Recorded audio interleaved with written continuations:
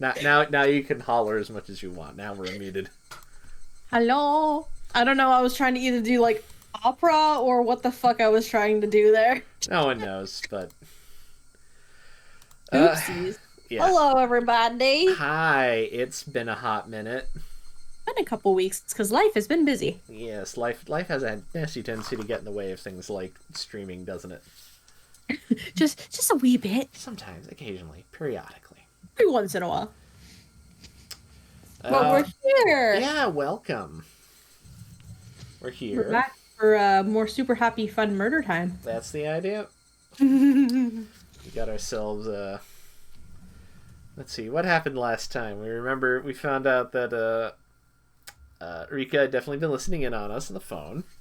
Oh yeah. And they tried to give us some mochi that had needles in it. Yep. Thanks, Rena. Yeah, thanks, Rena. Thanks, Rena. That's love it, right? Love it. Great. And Keiichi learned a lot more about his classmates. So yeah, not in the fun way. Nope. Poor bastard. Also, we finally learned about Satoshi. Yep. Satika's older brother. So. Yeah, Yep. Love that. I don't love that, but you know. It'll be. I think you said we were talking about this right before we started streaming, where based on the Steam achievements you've been getting pop up. Mm-hmm. You think we're maybe like 5 chapters away from finishing this one? I think so. That's at least we seem to be getting one about like at the end of every chapter, so about 5 seems correct. Yeah. Yeah, so that's fun. Progress. Hello, Maverick. Hello. I still haven't had the opportunity to do the Mononoke dub.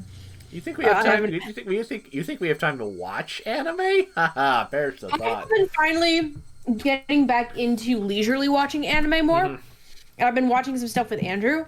We did what was it? We watched, I think the last time you and I chatted, we did Pop Team Epic. Mm-hmm. Season 2, and we also did Buddy Daddies. That's a fun one. That's great. Love Buddy Daddies.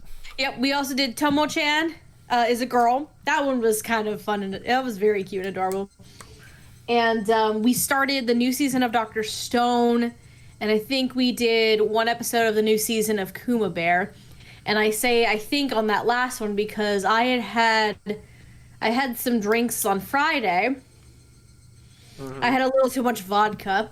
Oh, so I kind of remember things. I see. But I remember that a lot got stuffed into that first episode, and that apparently I was very, very chatty for like 20 minutes to Andrew when we were trying to watch that episode. I see. So, oops. That'll do it. I've been rewatching.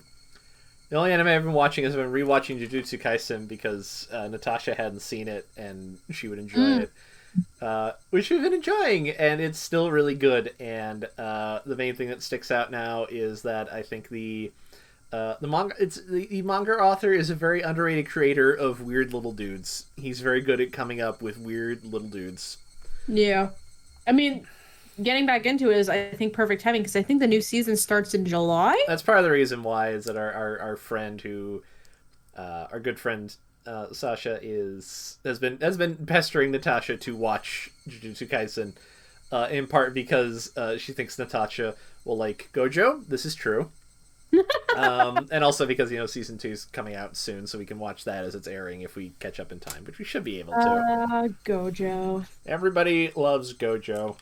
The version 2.0 of Kakashi that no one knew they wanted until he arrived. The fun thing will be how they proceed with the English dub of the season. I'll Because technically it's Crunchyroll, but also Viz had the rights to it. It's weird. Did they? Yeah, Viz is the company who has the home video rights on it. Oh. They released it on home video. Oh, I suppose they didn't I never pay attention to this crap. Yeah. I'm like, Yeah, they released it on home video. I don't know what ended up being the story with Jujutsu Kaisen Zero. I don't even know if that one was released on home video yet. I know it's on Yes, it is because I own a copy. yeah, only has home video rights, dubbing rights, or Crunchyroll's. That makes sense. JJK Zero is just the Crunchyroll label. Okay, so that might mean that Viz could potentially have home video rights on the subsequent seasons. Then maybe it just depends, I guess. Yeah, well, don't you love all the stupid business nonsense you have to pay attention to make sense of any of this? Yeah. Isn't it great? Oh. The whole Viz having subsequent seasons thing might not matter. Yeah. I forgot about Bookworm. I mean, Sentai had season 1 and 2. Bookworm Crunchyroll released season 3. Yeah. Who has it in like the United States is one of those things that I think means a little bit to us and doesn't mean a goddamn thing to anyone who actually owns the rights to it in Japan. Like they will as seen with like what was it, Tokyo Revengers, which jumped ship to the Tokyo Disney Revengers for shenanigans. Dear God. For what basically sounds like a bit of like legal oversight that no one thought was going to matter. Because like when they signed it, Crunchyroll with the big dogs in town, who's gonna snipe anything away from them, right? Hi, Disney. Oops. Yeah. So that's fine. On the plus side, it's not locked in Disney Plus jail, so there's a plus. Yeah, it's just it's just Hulu. Just Hulu, which I guess the dub for that has not been coming out as scattershotly as Heavenly Delusions, but it's not. I haven't even started any of like the stuff from the spring yet because I still have my laundry list of the shows from like the fall and the winter that I'm trying to bust through. I know this whole thing with Heavenly Delusion has kind of reminded me how a lot of the like you see this with Netflix. Like for us, these shows are important, but for them, this is just like portfolio diversity, and they're never going to give it the kind of attention that like any of the anime specific streaming services are going to. Right. Which sucks. When it's just shitty promotion, I don't mind it as much because I feel like trying to promote anything on the internet these days is just like I can't even wrap my head around what good internet promotion looks like.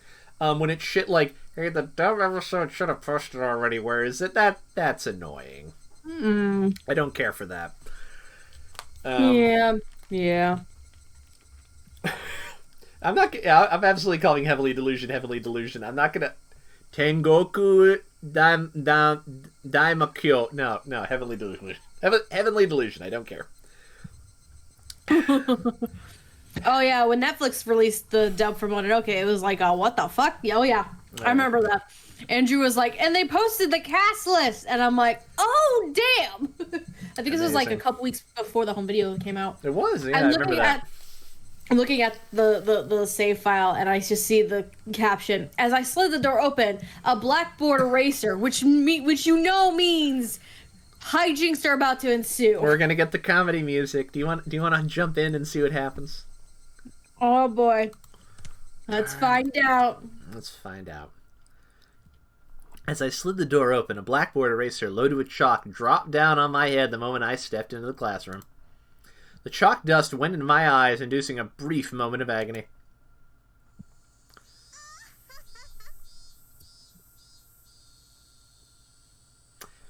Steph, you there? Yeah, I'm here. Oh, do you wanna? I did the laugh. Oh, okay. How benefiting for the truant Keiichi. I guess your mic cut out at that exact moment. Never mind. That was weird. Good morning to both of you, Keiichi and Rena. Good morning, Satoko, Rika. Not quite in the mood for it. I didn't really react to Satoko's trap. Satoko braced herself as I passed by, expecting me to attack her. She seemed a bit disappointed as I simply walked by silently. What? Wow, holy shit. Well, what is this? How discouraging indeed. Keiichi doesn't seem back to his usual self yet. Yeah. Take it easy on him for today, okay? Suddenly there was a slap down on my shoulder. It hurt a bit. Hey, Kate-chan, did you get enough rest? It was Mion. My mind was full with the stuff about Reina, but Mion was also a party of interest. Remember, Keiichi, that hawkish gaze from yesterday. Yeah, morning. What's with that unenergetic greeting? Did you eat the mochi I brought you? I'm like this because I ate them. Those words were itching to be blurted out. I really just didn't have the appetite. I ate a few, but quite a lot were left over. Huh? What about the homework? Do you have an answer for which one was Rena's? Drink, bitch. Yeah, great. Keiichi said he forgot his homework.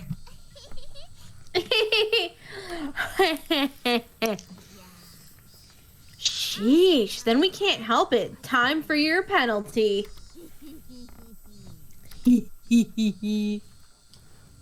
Flashing a lurid smile, Mion returned to her seat.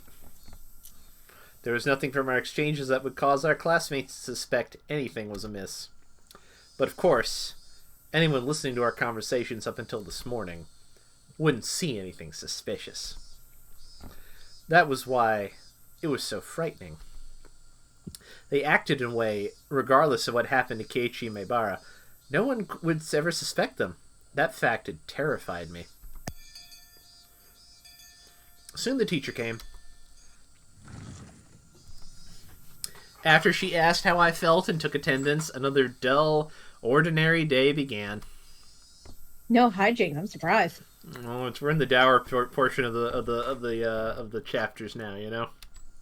True. It's true. It's all fun and games until someone gets murdered.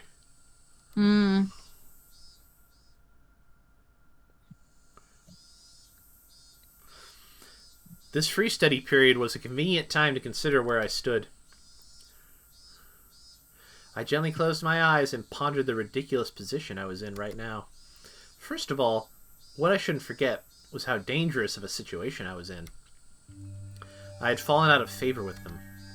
After interacting with Oishi-san multiple times, I could see it as I was getting closer to the heart of the matter. Yet the warning yesterday with the mochi was a good indicator of that. No, calling it a warning was just my habit of understating things. It probably held no meaning beyond stunting my progress and buying themselves some time. Until they had a method of completely erasing me. They were just biding their time. Even though they were keeping me under their thumb with threats, it didn't change the fact that I knew too much. The chilling sensation of my desk made me recall Satoshi Hojo, the boy who was using this seat until last year when he disappeared. Was he also similar to me? Did he learn something he shouldn't have and was erased? Damn! I wouldn't let them get rid of me so easily. Never. But were they really trying to kill me? I've had these contradictory feelings for a while now. Even though I suspected them, I felt I had to cover for them. Even having witnessed all their suspicious behavior, a morning like this just made it all seem like an elaborate hoax. No, it's just what I want to believe. Doubting my friends? Covering for them? My life was in danger. Or was it? Actually, I was debating the wrong point. Given my current situation, those points were something that should have been deliberated a long time ago. But really, Rena and the rest of them, were they actually aiming to kill me? The little voice inside me continued to torment me with these unresolvable trains of thought. Are you an idiot, Keiichi Maebara? The answer should be obvious. But maybe that sewing needle might have just been an accident, right? How could you screw up and drop a sewing needle on a piece of mochi? The benefit of the doubt can only go so far! Both Reina and Mion had acted and behaved suspiciously. But maybe it was all some sort of misunderstanding. What kind of misunderstanding? It wasn't just suspicious, it was outright ludicrous, right? Reina just corrected me for lying, and Mion only asked me what I had for lunch. Reina was standing outside my door eavesdropping for a solid hour. She was probably just waiting for my phone call to end. For a whole hour outside your room. And is it normal to go home afterwards without saying anything? You heard from Oishi-san, didn't you? About what Reina did at her former school? But at the hospital, she said it was Oyashiro-sama's fault. She... Get it out, Keiichi Maebara. Don't you realize they're out to kill you? I never really blurted those words out loud. Hearing myself say them so directly left me dumbfounded for a few moments. Afterwards, I had to look around to check if anyone else had heard it. My little soliloquy cut a little too close to the truth. Even though I could feel the murderous intent from Reina and the others, part of me somewhere was still trying to deny that. This late in the game, such hesitation could be fatal. I knew that. But I was just your average student, a man living his normal, ordinary life. Do you think I could... This isn't Nichijou, my guy. Yeah, Nichijou's... You think your life's ordinary? I don't fucking think so, bud. To be fair, life in Nichijou isn't very ordinary either. But it's not ordinary in a different way than this. That's very true. No one's getting clubbed to death in Nichijou. Nope. And if they do, it's hilarious. Do you think I could suddenly believe that my friends, who I have been happily laughing together with up until last Sunday, now intend to kill me? Right? You're too soft, Keiichi. This time I remember to keep my voice down so only I could hear it. There's only one thing I now understood. I was too soft. I didn't completely understand how dangerous Rena and the rest of them were. No, I wasn't trying to understand. I was too soft for not listening to Oishi-san when he was earnestly showing me the heart of the matter. I didn't listen because I was too busy pretending to be dejected. I didn't comprehend it. I was just running away. I didn't comprehend it, so nobody had any notion to try and kill me? I need to get rid of such naive thoughts. As I made that resolution, I heard the bell signaling the end of class. So soon. The day was already over. I didn't recall eating lunch or doing anything in class. My friends were putting their desks together in preparation for club activities. Not long ago, I would probably have happily jumped into that circle. My, Keiichi. How rude of you to even think about leaving. The way Satoko spoke was so typical and familiar, it almost physically hurt. Huh? Keiichi, is today not a good day, I wonder? And we were gonna win and we were going to win big together. I gotta get, that's the voice, goddamn Verena. I gotta slip back in that. Goddamn. Practice makes perfect. I know. Seeing Reina's expression, which said she was really looking forward to today, was hard to take. Hey, Keiichi, maybe Oishi-san is just some enormous jerk trying to separate me from the others by lying to me? Slap. Trying to expunge such weak-minded thinking, I slapped myself in the face. Keiichi? Yeah. Was Reina really trying to kill me? Yes. I wish someone would tell me it was a hoax. It's not. I didn't care if it actually was one or not. I just want someone to say it was. God, Too bad. Yet another weak-willed thought. How did I ever become this naive? In your defense, you're a child. How dare you be naive, Keiichi Maebara. You're in extraordinary circumstances. Cut yourself some credit. How dare you? Are you alright? Does your head hurt? Apparently that was how my inner dilemma appeared to Rena. You're pale. Can you make it home by yourself? Maybe I should accompany you home, I wonder. No, it's okay. Sorry. I can get home by myself. Just had the meeting without me. Upon hearing that I wasn't going to participate in the club meeting, Mion pouted unhappily. Since Kei-chan was so bent on a revenge match, we were even going to play that deduction game from before, too. Keiichi doesn't have the burning desire for a rematch? How pathetic. I wouldn't fall for some dumb taunt. Even without a real retort, I just grabbed my bag and was about to get up. Someone's hand perched itself gently on my head. Keiichi doesn't seem to be well. How very unfortunate. It was Rika-chan. She was stretched up as far as she could go, doing her best to pat my head with her petite hand. It felt so nice, which made things even harder. Sorry, everybody. See you. That's all I said as I quickly left the classroom. They said something to me as I was leaving, but I couldn't make it out. I managed to make it all the way to the entrance in that state of mind. Took out my shoes, put them on, and went forward. Forward. Harden that heart, Keiichi Maebara. They were, for some unfathomable reason, trying to kill me. They were plotting something dubious, watching my every move. But I couldn't hate them.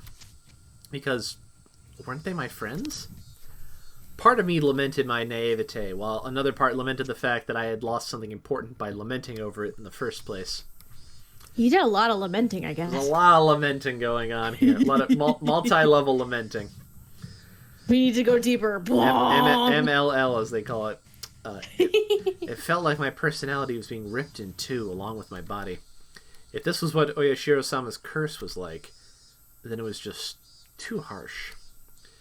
Hey, Oyashiro-sama, I was wrong for not believing in your curse, but I believed in it now. Completely. Your curse does exist. So seriously, give me a break. I beg you. Come on. Nah.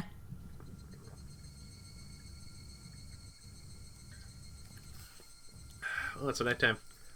Cool. Dinner was unusually bland. It had no flavor or aroma. The miso soup that would normally tantalize my appetite instead tasted like nothing but boiled water. Dad was eating with us that night. It was a rare occurrence in this household. When he got into his work, he ate and slept on his own schedule. My dad never cared about the time. Since my dad was at the dinner table, it either meant he had just reached a good point to take a break, or he was in a slump. So yeah, he just doesn't understand the motivation creators have. Your partnership was just a verbal agreement, wasn't it? If it's too hard to agree on things, why not just end it? I feel like it's an industry with a lot of back scratching, but when it gets in the way of business... I wasn't able to pick out much of my mom and dad's conversation, but I could tell it wasn't a very pleasant topic. That, of course, made the disgusting food even less appealing.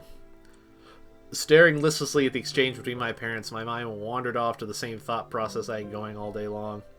Friends close to me? No, they used to be my friends, but I could no longer trust them. Right now, I was greatly lacking in allies. People I trusted, people could depend on when push came to shove, they were something I just didn't have. Having just one ally would have been incredibly reassuring in the currently hopeless situation I was in. I put down my chopsticks and looked over at my parents who were still talking about work. The first course of action that came to mind was to tell my parents everything. Currently, there wasn't a single person for Hinamizawa I could trust 100%. It meant the only people I could trust were my parents.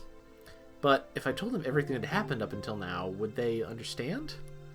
Rena, for example. That neighborly Rena, who was so diligent in looking after me, came to get me every day and sometimes brought over a share of what she made. How could I explain that she wanted to kill me? No matter how I explained it, it would probably be difficult for anybody to comprehend. My somewhat eccentric dad wouldn't understand, and my high-strung mom would probably drag me up to a psychiatrist in the blink of an eye. Sadly, that was the amount of trust that existed in our relationship. Even if they did come to understand, what could they possibly do? Unless they could uncover the truth, they wouldn't be able to protect me. No, by informing them of these unnecessary things, I'd be putting my parents in danger as well. Considering that the victims in past incidents were often married couples, I could even joke about it. For the entire Maebara family to have an accident or just vanish into thin air, it was easily possible in Hinamizawa.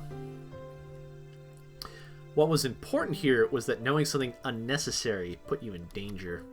The most unsettling question was, how did they know that I knew? As long as they didn't know, my parents might not fall victim. That was one way to think about it, I guess. At least it was like that in my case. After I found out, things started becoming odd. In other words, it meant the following. As long as my parents didn't know anything, nothing would happen to them. Which meant that this house would be a safe haven as long as my parents were in. I knew there were just assumptions. These were just assumptions based on conjecture on top of conjecture. Wanting this house to be a safe haven, that was the pinnacle of my weak-willed method of thinking. I had to concede that it was not completely safe. Excuse me. It was only safer than the outside.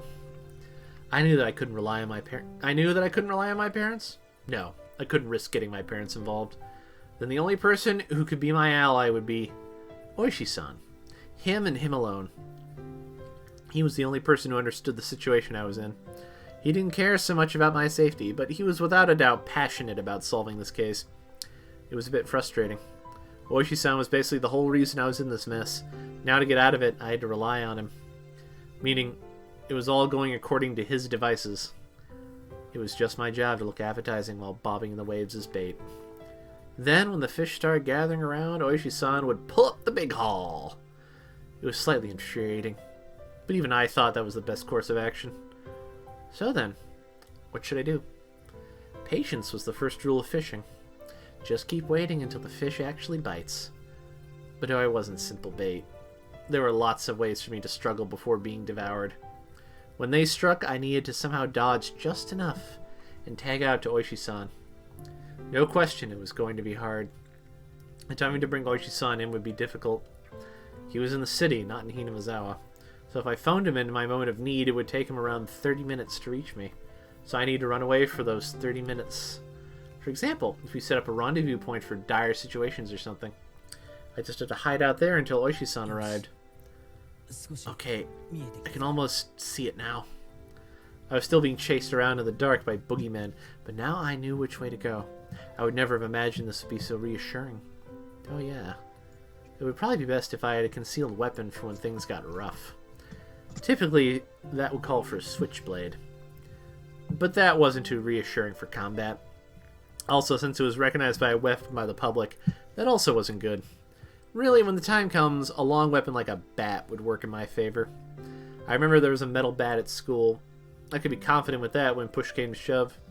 If I pretended I was practicing my swing, then it wouldn't be suspicious for me to always carry it around. I could go to school early tomorrow and secure it.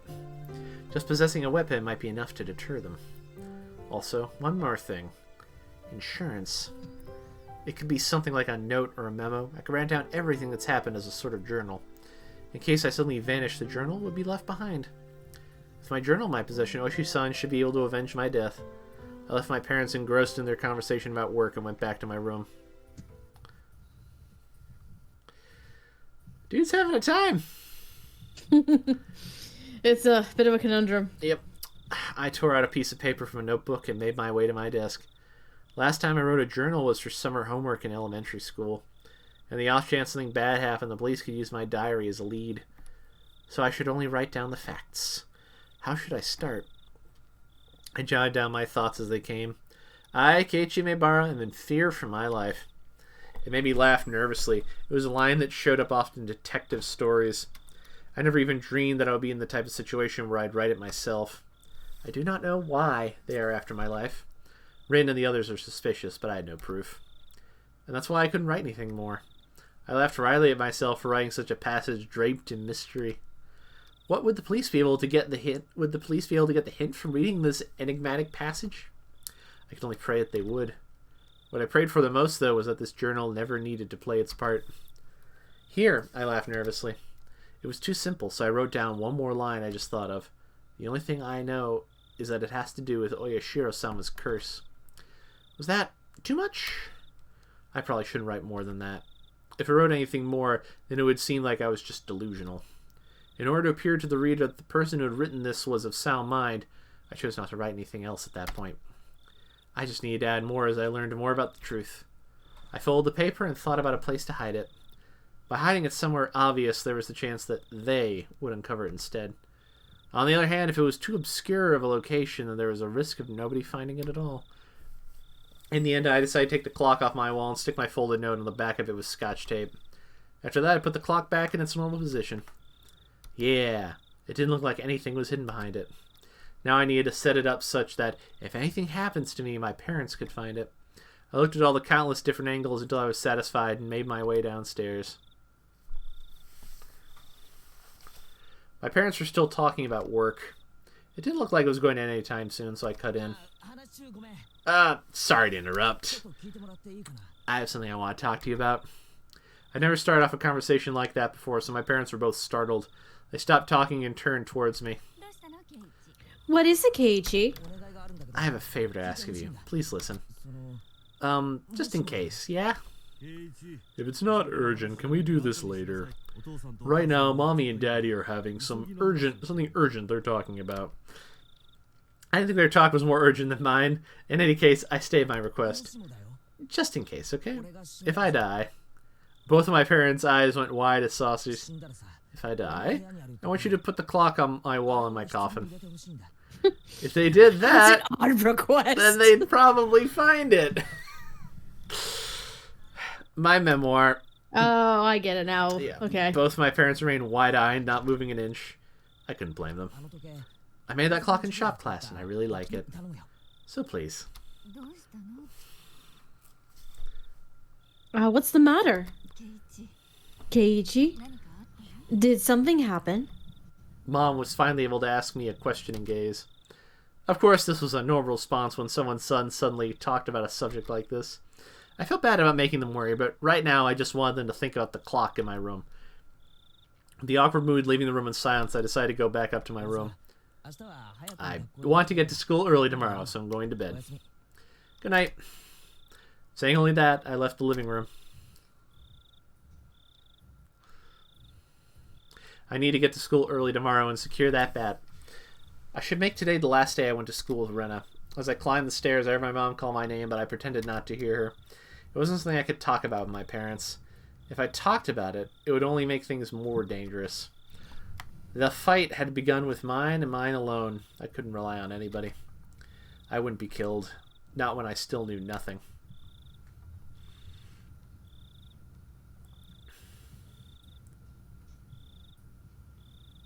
I was gonna say, was there more?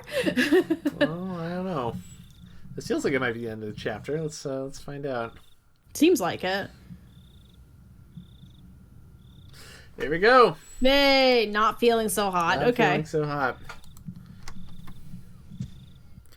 Ooh, look, it's an achievement.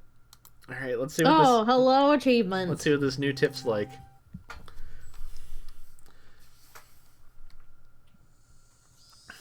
Oh. Keiichi's been feeling down lately. Maybe he's in a bad mood. I wonder. Maybe he's on his period. God damn it, Mion. That's not how the human anatomy works for a man. Mi-chan, that's gross. Yuck, yuck, yuck. What do you think? Don't know. Could be that Kay. Maybe? I don't know. That day, Kei-chan was in that car talking to some tubby middle-aged guy, right? Yeah, no mistake. That Oishi. He probably fed him something fishy. He looked serious. Keiichi's face was so pale. You see, you might not know this, but he's actually the messenger of Oyashiro-sama. Huh? What do you mean? Whenever he shows up, someone is demoned away. Oh, that's what she thinks. No lie. Oh? Is that so? The year before last, when Rika's mom drowned, right? Right before that, she was visited by Oishi. Now that you mention it, he was around before Satoshi transferred out too. Transferred? You're so sweet, Rena. So, this time he's appeared before Keiichi? So Keiichi's going to be demoned away too? An empty silence hung in the air, and then it was suddenly interrupted.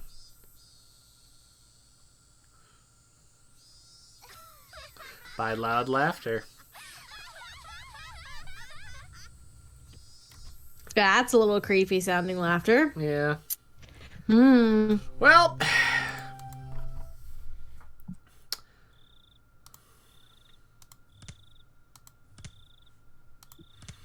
shall we? Yes. Is it time for Keiichi to murder some bitches? Possibly. This was the first time I'd ever woke with such clarity. It was 5:59, just moments before my alarm would go off. Jesus, you get up at 6 every morning? Christ. God. I was amazed. He is young. I was amazed at the precision of my internal clock. I had made preparations for the next day of school before I went to bed. I changed quickly and descended to the deserted lower floor. It appeared that my mom was still asleep. Neither breakfast nor lunch was ready. Yesterday, I just unilaterally declared that I would be leaving early today, so it couldn't be helped. I slathered jam on some bread and topped it with instant cocoa. Ew. Just as I was finishing up breakfast, Mom rose groggily from her slumber. My Keiichi, you're up early. Is there some sort of school event? Not really. Answering bluntly, I picked up my bag and stood after stuffing 2 slices of bread down my throat. You're leaving already? What about lunch? If you don't wait a bit, I can't make it. If I waited for her to make my lunch, then it would end up being the same time as usual. If I did that, it would raise the chances of me running into Rena and Mion on the way. Yes, from today onwards, I was going to school alone. I'll be fine for today.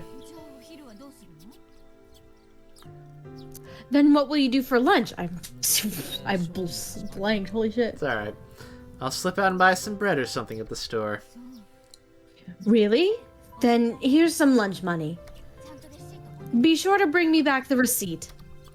I took the 1,000 yen bill from Mom and slipped it into my pocket. It's pretty early. Is Rena up this early as well? No, just me. Did you tell Rena that you're leaving early? I have no reason to tell her every little detail, now do I? Finding it difficult answering the onslaught of questions, I made an annoyed face. Tell Rena that I went ahead when she comes. Hey, Keiichi, wait! It's not that I didn't trust my parents. I just couldn't rely on them. They couldn't help me. I can only hope that they didn't get involved. It was safer that way. My mom's annoying voice was cut off by the slam of the door. For the first time since I moved here, I headed down the road to school alone.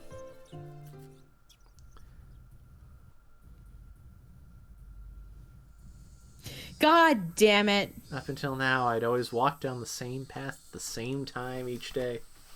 So I always met with the same people at the same places. But today was different. I didn't meet the people I would normally. Nobody was at the places where I would have normally met them. Of course, Rena was in the spot where we usually met, and there wasn't anyone at the spot where we would have met up with me on.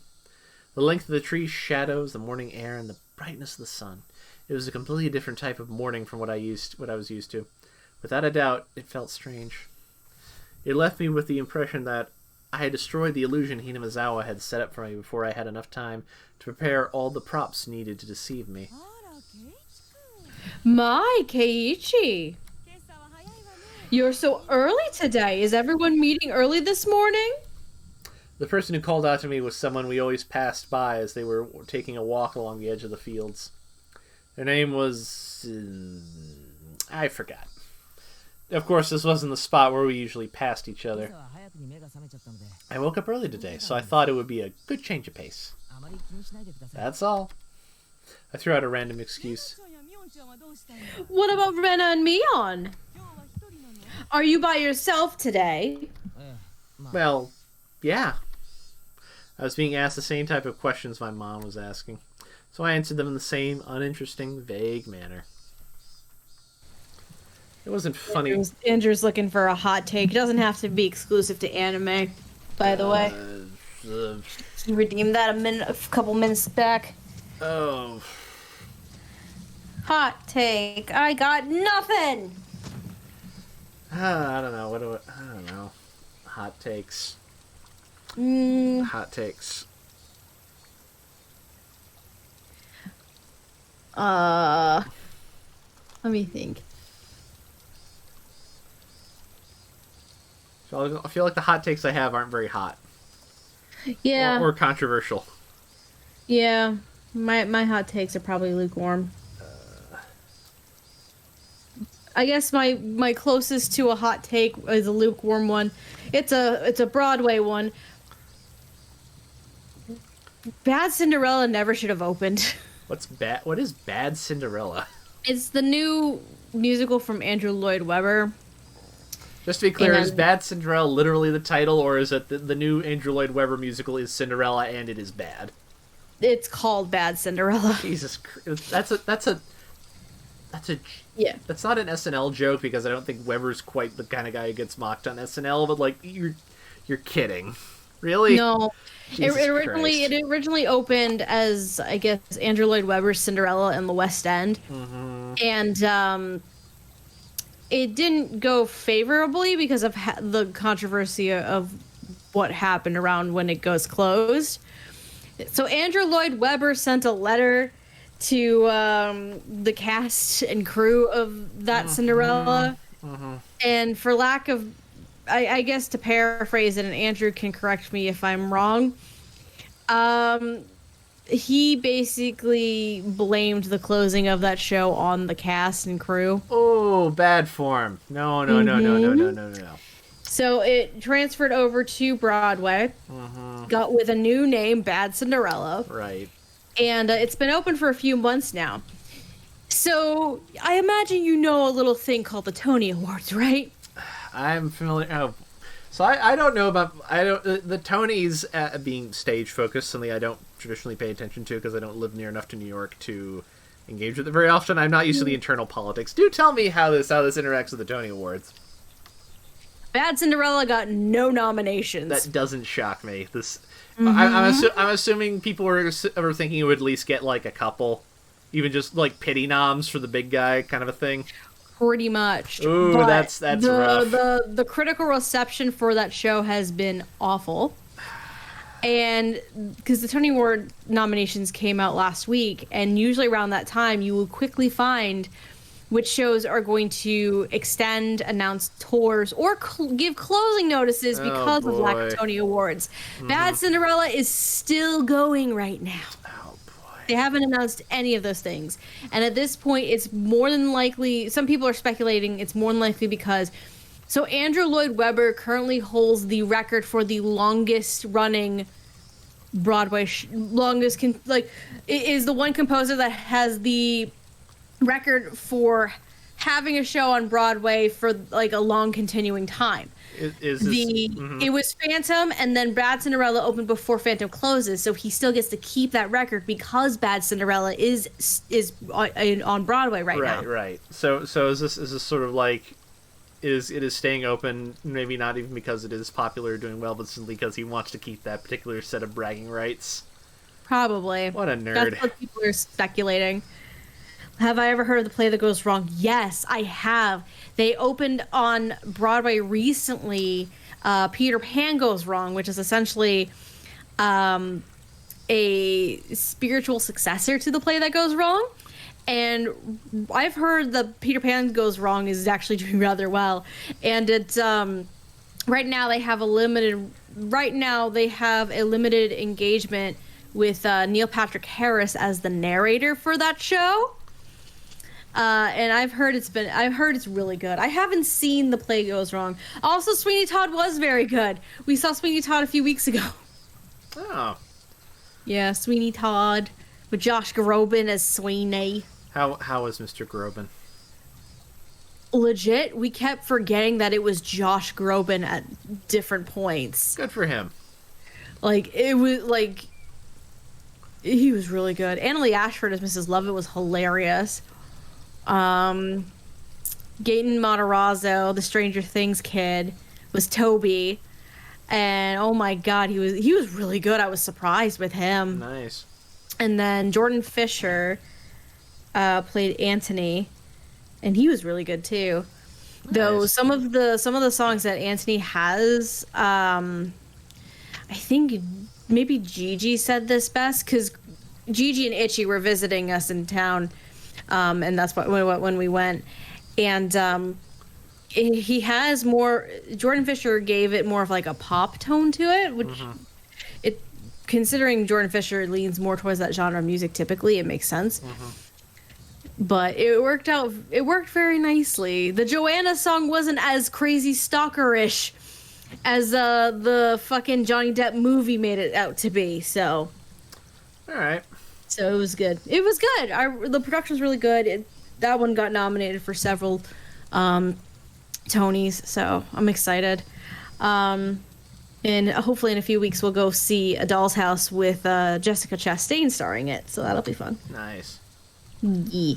But it's not much of a hot take. It's lukewarm. It's just that Bad Cinderella never should have opened on Broadway. It's causing problems already. Oh, it has some fan popularity and fan support. Sure. But it was dragged through the mud with critics. It has no Tony nominations. At this point, it's just staying open for the sake of bragging rights for Andrew Lloyd Webber. Just close the damn thing. Give up, my dude. Lloyd Webber? Absolutely not. There's also speculation that even though Phantom closed last month, there's speculation that Phantom of the Opera could return, but as there's a more scaled down version of the show. In like one of the smaller off-Broadway theaters, something like that? I don't remember where it was. They did a test run on it, but it was more scaled back in terms of like the practical effects and things like that. Right. So it's a more cheaper version that you can easily produce a lot more so than the big extravagant one that had been on Broadway for like years and years. So essentially another rumor, I guess, another part of the rumor mill in the Broadway scene is that Phantom will likely come in at some point. Like Phantom will return, but more than likely as that iteration to save on some money, because I think operating costs per week for the old Phantom was bare minimum at least $1 million a week. That sounds right. So probably more, I think, but I've never seen Phantom in person, but I've seen like clips of it, and it looks like it's an expensive production. Mm-hmm. That chandelier alone. Yeah, exactly. Right. You have to drop that thing every night. Right. I was sad. We never got the opportunity to go and see it before it closed. It made me sad, but it's all right. It's all right. I'm not gonna go see Bad Cinderella though. Fuck that noise. That show just needs to die. It's fair. It needs to die. Anyway, that's my lukewarm take, I guess. So. Yeah, I don't have the only thing I thought about recently that struck me as funny is there's been a tweet going around about how like digital video games should be cheaper than physical video games because there's no like manufacturing or distribution. Which is not wrong, but it's also one of those things of like, you're correct, but the reason why they don't do that is so obvious that I don't know why you're bringing it up. If for no other reason that corporations like money, and if they sell one of them cheaper, they're gonna lose all the, like, sales for the other one are gonna crater. Right. Especially when you get to the bigger, like AAA game publishers, like. It's like, oh, we had this high quality game, yada yada yada. Indie games are more reasonable. Well, especially now when it comes to this. Especially now, indie games frequently will not have a physical release unless like limited run games is an edition of them anyways. So like they don't care. But and even then, if they magically do end up getting a physical release down the line, they're not that crazy expensive either. Yeah, exactly. It's one of those things of like, you're not wrong, but like I don't need to think very hard to think like, why isn't the new Uncharted game cheaper as a digital-only release? It's like... Because corporate greed. Yeah, pretty much. Again, like, it's not a wrong opinion, it's just the answer is so obvious, it always seems silly to discuss it, Right. Anyways, that's my extremely lukewarm take for today. People are correct about things. Where were we? It wasn't funny being asked where Raina was each time I passed by someone. But maybe it was to be expected. It was because for so long we were always together so amicably. Even I felt that if I let my guard down, we could still be Stop it, Keiichi. Don't think about that anymore. You spent all day yesterday thinking about how dangerous it was to go soft, didn't you? Beep, beep, beep! A car horn blared from out of nowhere. Even though I was walking lost in thought, that horn was way too close. A mechanical behemoth barreled at me from behind, catching me completely off guard. By the time I turned around, the van's hulking chassis was almost on top of me. I'd seen plenty of cars veer to the opposite shoulder to avoid pedestrians, but this car was doing the opposite. It felt like there was somebody on the opposite shoulder and the van was swerving my direction to avoid them. That blissfully ignorant train of thought delayed me from realizing something much, much more important. That the large mass was hurtling right at me. Was it going to hit me? The inside of my head instantly flooded with a painfully cold liquid. In that moment, the scene before me, no, time itself had frozen. In the silence of that frozen moment, I compared the van so close that I had no way to dodge it, and my body, the upper half, twisted awkwardly in order to look behind me. There was no way I could dive out of the way in my current position. If I lost focus now, this moment would unpause, and I would probably be plowed over, caught in this silly pose. Bend my upper body over towards the patty by the side of the road. If I bent far enough, I'd get away with just being hit by the side view mirror. As soon as the thought crossed my mind, the temporal stasis was shattered by the deafening sound of the van. The side mirror struck my shoulder, sending me spinning off through the air like a top, locked in my contorted position. Kersplash, kasplash. Sent tumbling through the air, I crashed into the muddy patty by the side of the road. My entire body was soiled and drenched. But the choice I had made in that instant was unmistakably for the best. I was covered in mud, but when the alternative was being hit by a car, it was the closest I'd be to being unscathed. Rising out from the patty, I had enough in me to glare over at the stopped van and yell profanities at the driver. Ooh, he pissed. I'm not sure if he was able to see me, but the van sped off suddenly. Wait, damn it! This is what they call a hit and run, wasn't it? I couldn't try but continue yelping out profanities. The disgrace from being covered in mud hurt me more than any physical wounds. I slogged through the muddy patty and made my way back onto the road. This is a crime, goddammit. Shit, I track you down and sue you! If I go looking for a van, I'll be sure to find it in this little village. The path I was on had rice paddies on either side, and had become so narrow that one car could barely fit through. It wasn't a place you could tear full speed down in a car, let alone pass by pedestrians.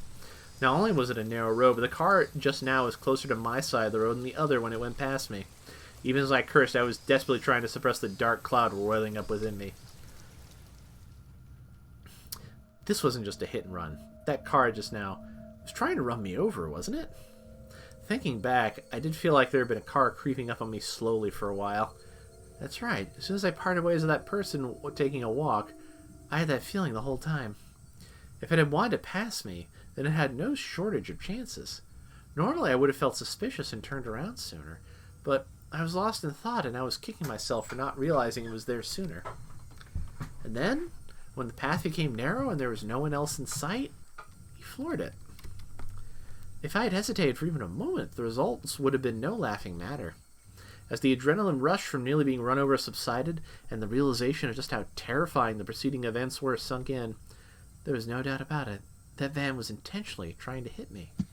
A cold, viscous sweat seeped from my scalp and slid down my back before dribbling off. I struggled to avoid falling into a panic. There was still the possibility that this was really just an accident. Calm down, Keiichi. But also, don't be so naive, Keiichi. Being that lax will get you killed next time. You need to always be on your toes. Make up your mind, Keiichi. Be lax, be naive, or don't be naive. Goddamn. Don't give them any openings. He's having a hard time, man. He's doing his best. He's having a fucking crisis. Holy shit. He is ill-equipped to deal with this particular brand of shenanigans. Mm-hmm. If my enemy was really out to kill me, the next time they would use a more reliable method.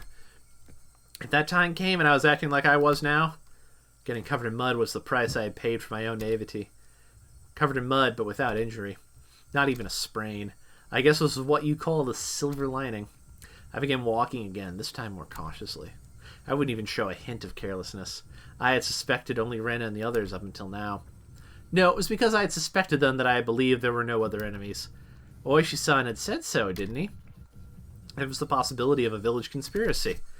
Was I really mired so deeply in this situation that I had no choice but to try and carry on as usual? Wouldn't it be safest just to hole myself up in my house? But the moment I abandoned my regular routine, everyone around me would abandon theirs as well. That was just too horrifying of a thought. I recalled the tales Oishi-san told me of when Hinamazawa was still called Onagafuchi, a frightening tale of an entire village of demons hunting their prey, surrounding them, and eating them alive. One must not interfere with the demons. One must pretend not to see it. The enemy were numerous, the whole village. The villagers, with their unwavering faith in the curse, would do nothing to help me. The strong, sudden flash of sunshine made me slightly dizzy. I had no idea what was going on anymore. When I suspected it was the work of man, I would catch a glimpse of Oyashiro-sama's curse. And when I suspected it was Oyashiro-sama's curse, someone would poke their head out. Let's see, what's this? Okay. I haven't seen this one before, I don't think. What was coincidence? What was intentional? Who was my enemy? Who was just the bystander? No, what I really truly wanted to know was, bless you, how did I end up with the proverbial bullseye painted on my back? Eventually, an answer in a form I could understand will appear. I don't care when that will happen, because until then, I cannot die. That alone fueled my resolve to fight and will keep me alive.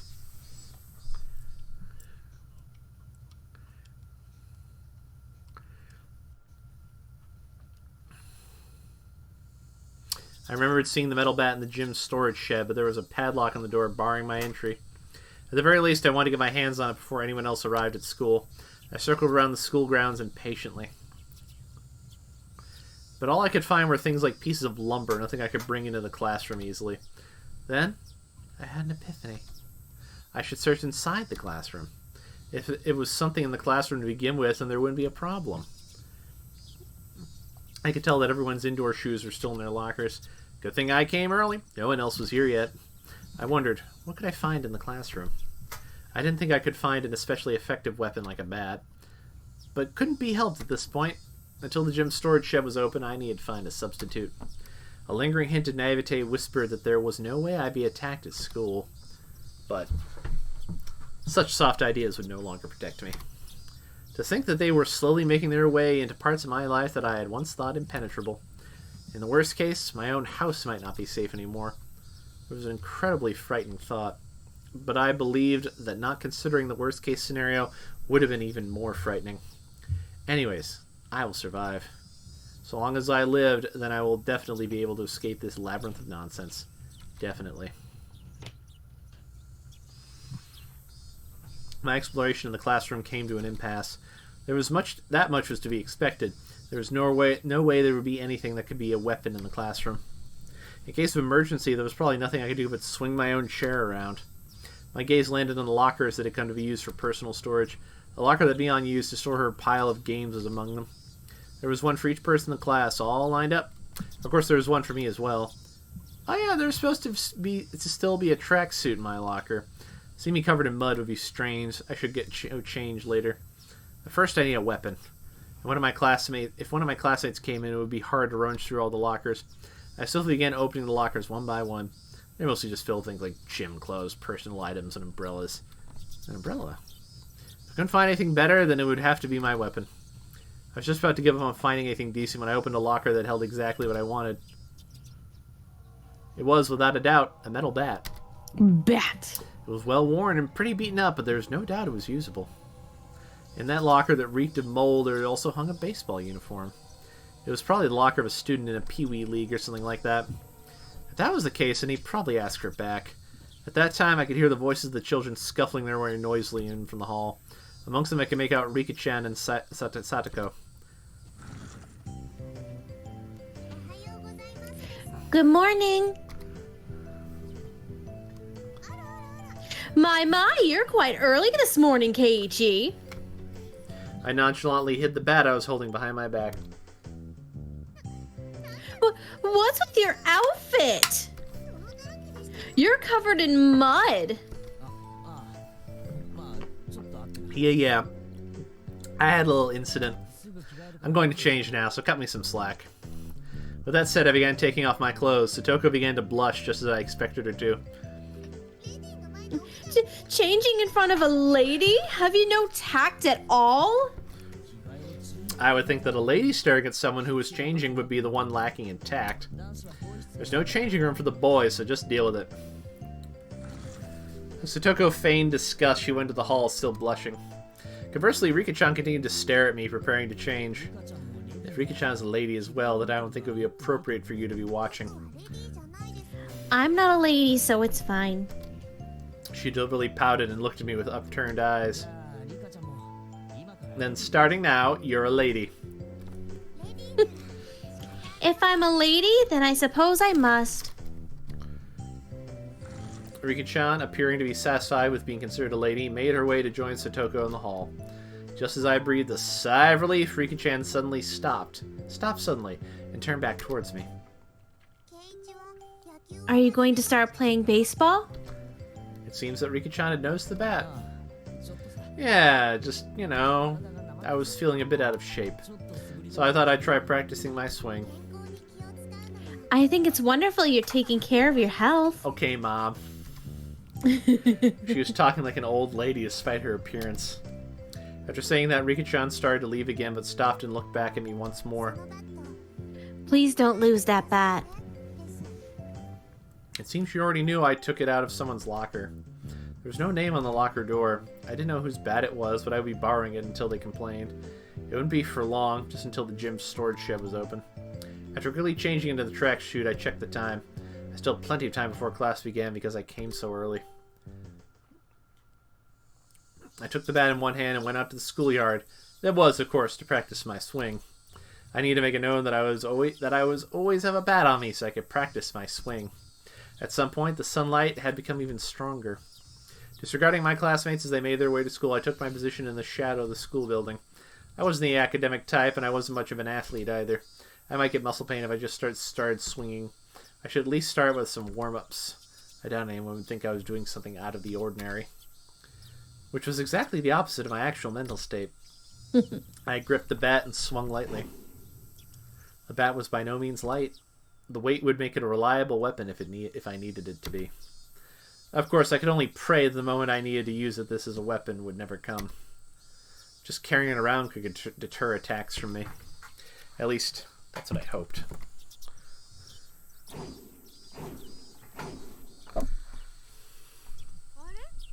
Huh?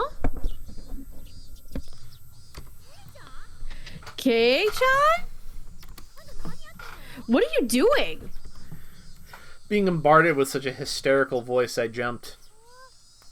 Whoa, Keiichi, are you on the baseball team? The baseball team? It was Reina and Mion. I was surprised to hear you went off ahead. What are you doing, Kei-chan? Couldn't you tell by looking? I'm practicing my swing for the championship. You can say it's part of my diet if you want. Diet? Kei-chan, are you really that fat? Bet you didn't know? I actually have a beer belly. It's plump and jiggles.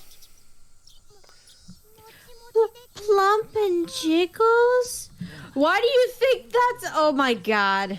Rena, what is wrong with you? She's a big weirdo. Yup. Reina, you don't have to imagine something weird like that. To disrupt Reina from imagining something that vulgar, I ruffled her hair messily. Well then, I hope you make it to regionals at least. This old man will cheer you on. Regionally speaking, it seems that Oshima High is pretty strong. They say their southpaw, Kameda, is amazing. Good luck. Seems they've already taken me for a baseball nut, but oh well. Well, if I really did make it to the championship, it would be a cinch. After all, I'd be the pitcher and catcher. I pitch the ball, then run past the ball I just threw and change over to being the catcher in a burst of super incredible explosive speed. I laughed dryly at the ludicrous image. Coming back to my senses, I smashed the bat against the ground. Damn it! What am I laughing at? I pounded the ground over and over. With each impact, the reverberation traveled through the bat, stung my hands. If they smile at me like that, I'll... Don't allow anyone close to me. Don't trust anyone. No matter how many times I tell myself that, if they made me smile like that, I'll... I already knew quite well that there were demons dwelling in my smiling friends, but I just couldn't believe it. Did that kind of split personality really exist? Like how Reina confessed to the doctor? Were they simply being possessed by Oyashiro-sama?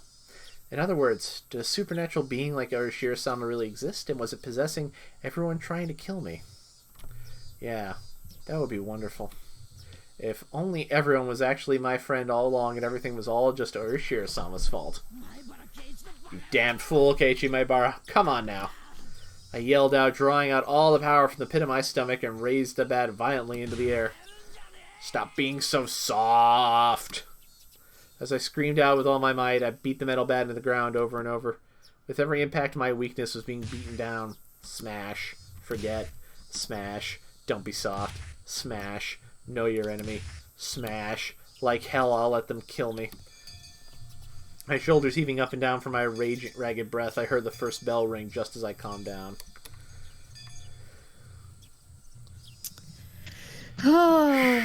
This kid is going through a time. My boy's got problems.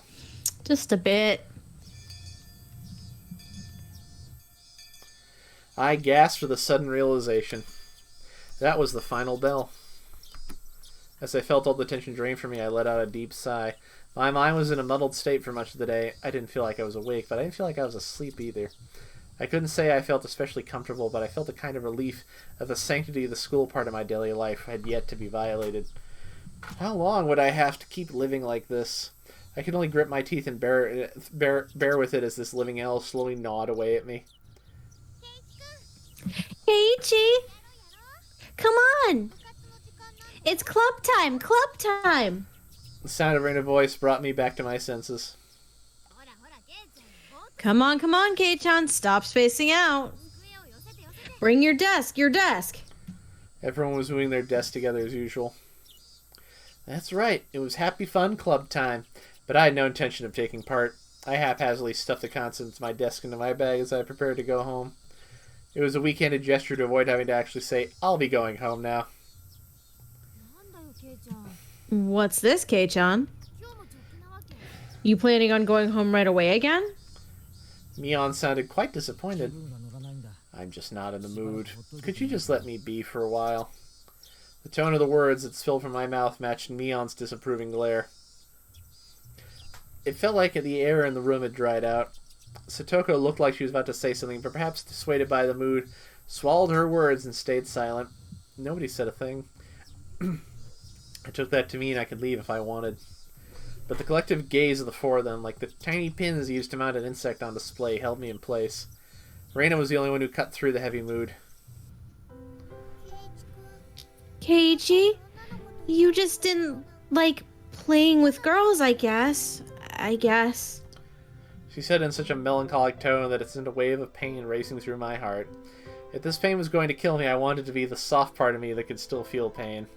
I tore at my chest, violently tearing out the pins that held me in place. That's not it at all.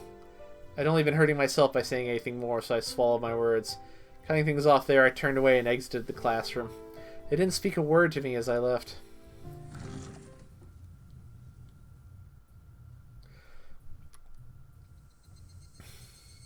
It was a long, dull trip back home, but I didn't lose focus. I firmly squeezed the grip of the bat, which was already soggy from sweat. Realizing that, I wiped it down with my sleeve. If something were to happen, I wouldn't want it to be at least slippery. Excuse me. Since this morning, I've become especially sensitive to the presence of cars. Even while walking, my ears pricked up and sought out threatening sounds and presences that could be closing in. That was why I could hear it. Without a doubt, there were footsteps. Those footsteps had matched up perfectly with mine for a while now. From what I could sense, it was just one person. But I had no intention of being careless. Did they intend to follow me like this car this morning until we were in a good location to assault me? Then it wasn't a good idea to keep walking like this. I stopped walking and looked back. The wooded path crowded with trees responded with silence as if there was nobody there to begin with. But I wouldn't be fooled. I was certain footsteps were following me. And just as I stopped, the footsteps stopped as well. Meaning the person following me wanted me to keep their distance. And was without question proof that I was their target. I held my breath, waiting for that presence to panic and start moving again. The trees rustled with the sound of the wind. The Higurashi also joined in the dissonant chorus, trying to throw my focus into disarray. Had 5 minutes passed? Or had I been like this for a whole 30 minutes? It was so hard to breathe that I might have suffocated. It seemed I would be the first one to panic. Without a doubt, he was lurking in the shade of that tree with bated breath. Then I'd make the first move. I fixed my grip on the bat. I raised it up to my shoulder to be ready to swing it at any time. Hey, I know you're there. With all my might, I screamed at whoever was hiding in the shade of the trees. But the presence in the shade didn't budge. Until the moment I found them, they had no intention of revealing themselves. I know already. I know you're there. I screamed out angrily at them, but even still, they didn't move at all. Then I'll go over there myself. With all due vigilance, I approached step by step. Stepping into the tree's shadow, I saw a human figure there. That figure was curled up like a small animal. Hi. Rena! It me. When she realized I found her, her expression softened. She seemed apologetic, but wasn't going to speak a word. Do you have some business with me? I wouldn't accept that silence and screamed the question at her. Not really. It's just, Reina was in a panic with tears welling up in her eyes, but it was obvious that she had been following me. What about the club? Since you're not... I'm not... It shouldn't matter. Don't mind me and just play. But I'm just worried about you. Thinking about how I've been acting up until now, it wasn't hard to imagine that my behavior could have been perceived as strange. Serena was concerned. At a quick glance, that's how it would seem. But I wasn't going to let my guard down that easily. Even if that was really the case, she still wouldn't have to do something like try to tail me. She should have called out to me when I was leaving and gone out right with me. Arena didn't do that. She kept her distance from me and matched my walking speed. On top of that, she matched the sound of her footsteps and deviously tried to hide her presence from me. Then, after she realized I noticed she was there, she held her breath as she tried hiding from me. She wore a timid expression that would force one to take pity on her, but without a doubt, she was tailing me. Stop following me. Still glaring at Rena, I continued walking onwards. After I'd walked for a bit, she ignored my command and began walking again, so I yelled at her once more. I told you not to follow me! But my house is in the same direction. Then walk ahead of me. I'll start walking once I can't see you anymore. I moved out of the way and waved my bat violently to urge her forward. I'd like to go home together with you. Making a pitiful expression, she meekly squeaked out the words in a voice that she knew would cut into my heart. That agitated me to no end. I knew it was a lie. If you wanted to go home together, then you should have called out to me. Now you're just blurting out random lies. I'm sorry. I'm sorry. It seemed that the seething anger within me was written all over my face. Even without me seeing anything, Renan understood what I was feeling inside. If you get it, then go. I swung the bat, urging her to walk again. Renan looked back and forth between me and the bat and started walking hesitantly, then stopped again. Go on then, hurry. I'm going. So please stop with the bat. It's scary. Renan guarded herself while pointing at me holding the bat. She may have realized that I wasn't planning on using this bat for baseball. I lowered the bat, but still guarded openly the way for her. Go. There's no problem now, is there? There was nothing else she could protest. She passed by me timidly so as not to set me off. As I watched her pass by, she stopped completely after having barely moved at all. Hey, don't stop. Then a powerful gust blew past us, barraging my face with dust. Uh-oh. The dust got into my eyes and clouded my vision. While rubbing my eyes with my left hand, I swung blindly with the bat in my right, protecting the small opening I had presented. But Reina didn't even try to attack during that opening. Attack me? No, she hadn't budged an inch. I could tell from the sound of her fluttering skirt in the wind. As her skirt settled, so did the silence. At that moment, the voice inside my head immediately warned me of impending danger. I was caught by surprise. The smell of the air had changed? Without me realizing it, the air around me suddenly felt like a calamity was about to befall me. It was like the air had suddenly become invisible concrete. Like Reina and I were locked into this space. Reina didn't move an inch. Also unable to move, I stared at her back. Reina was the first to break the silence. Instantly, she altered her stance. I feel like I just witnessed her shift from Reina into that other person who looks like Reina. But the voice was the one I knew well, which filled me with a kind of bewildering pity. Carelessly, I felt relief upon hearing that pitiful voice. Well, excuse me, but... can I ask you something? Too shy to even turn around, Reina squeezed her voice out desperately. As she trembled. What? Well... Why do you have a bat, I wonder? The question Reina asked was by no means unexpected. I can carry whatever I want. But... You didn't have one up until today. Why so suddenly? It's alright if I decide to do something suddenly, isn't it? Is it strange that I have a bat? But because, Keiichi, you're not the kind of person to play baseball. It's weird. I couldn't tell what kind of answer she was looking for, and I was getting tired of answering her. I just suddenly got the urge to play baseball. Is that so weird? It's weird. She answered instantly, and that annoyed me slightly. I just suddenly wanted to play baseball, and I wanted to practice my swing, so I'm carrying around a bat. What's strange about that? Strange? Weird. Definitely. Why you too? Your ramblings are annoying me. Is it strange for me to have an interest in sports? I tried to sound a bit more threatening to end the conversation. Until my suspicions about Reina were clear, I had no obligation to answer her questions. I'm sorry. Don't get so angry.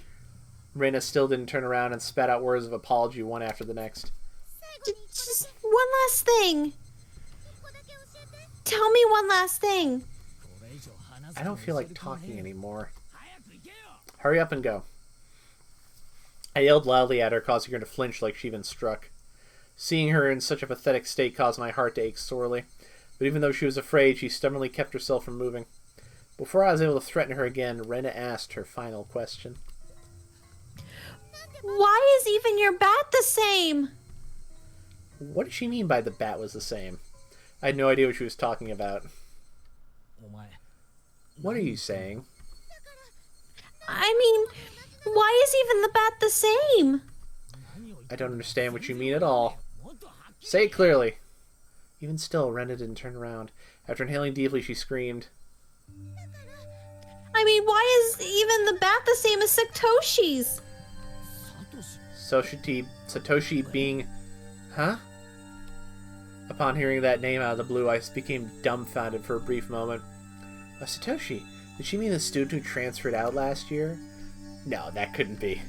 Reina tried to cover it up by saying he transferred, but Oishi told me quite clearly that he was missing. He was the student who sat at my seat up until last year. He was believed to have been demoned away by Oishiro-sama's curse. I don't know the details about his disappearance. The aunt he lived with was killed in Idol Wadanagashi by a drug addict, and not long after that, he suddenly vanished and was now missing. That Satoshi and I were... what? My gaze fell a bat in my hands. Could it be? Satoshi Hojo. It was a bit difficult to see, but that was what was written on the white tape at the end of the bat. I see. So this was Satoshi's bat. Oh.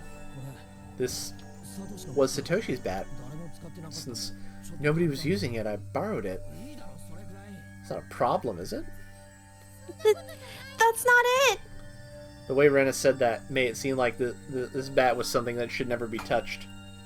Like it was some sort of offering at a shrine or a memento of the deceased. I could only stand there perplexed and unable to respond. Reina continued speaking without waiting for a reply. Why is it that you're doing the exact same thing Satoshi did when it happened to him. Reina was talking about more than just the bat belonging to Satoshi. It was the same with Satoshi. He joined a baseball team, but he didn't really like baseball. What does that have to do with me? Satoshi also suddenly started walking around with a bat one day. He joined a team, but he wasn't the type to play sports. What about it? I closed my mouth before I could say that out loud. Listen carefully, Keiichi. Reina is trying to tell us something important. Satoshi also one day came to school all by himself all of a sudden. Just like Keiichi. Then one day he suddenly started practicing his swing. Just like Keiichi. Then one day he suddenly began carrying the bat around with him. Just like Keiichi. Then one day he suddenly... And one day he suddenly... What? Reina had swallowed her words. Reina's sudden silence brought a hush back to the surrounding area. It was then that I could finally digest the content of the entire conversation. She was saying my chain of actions was exactly the same as Satoshi's. What was the meaning of this? Up until now, I'd forgotten all about Satoshi. I had never paid much thought to him in the first place. Not only that, I didn't even know anything of what he'd done. My actions today should have been my own creation after all the planning I had done. But they had been exactly the same as Satoshi's? And Satoshi... No, more importantly, if both Satoshi and I acted the same way, then there was a really good possibility that what happened after would be the same. Reina, that day, what happened to Satoshi? Reina knew. Reina knew what became Satoshi. No, forget about what happened to a guy in the past. Reina knew what was going to happen to me. Answer me, Reina. Satoshi, what happened to him? With that, I grabbed Rena's shoulder violently and forcibly turned her around to face me. As I faced her, I felt a jolt travel through my entire body. I told you, Keiichi. It was that person that I didn't know. At least it definitely wasn't the Ren of Ryugu I've been talking to up until now. The voice just now didn't have a trace of the trembling or emotion that it had before. The amount of regret I felt for turning her around so carelessly was unsurpassed. That gaze had pierced like a cold needle. A smile on her face had invoked an image of being carved out by a knife. Chills went down my spine. My mind froze under a layer of rime. Both of Reina's eyes pierced through mine, leaving me unable to look away. As if to remind me of the fear for that time before, Reina brought her face close to mine, so close I could feel her breath. Her face had filled my entire field of vision. Then her sharply shaped lips grew even sharper, like the curve of a crescent moon. She grinned. I told you, Keiichi. After a short pause, Reina repeated the same words again. Satoshi, you see, transferred out. Transferred, meaning what? What Reina meant must have been some new definition of transfer that I was previously not aware of. My throat and lips dried up. I couldn't even acknowledge what I'd just heard. All I could do was swallow down my own saliva. It would seem that Reina saw that as a nod.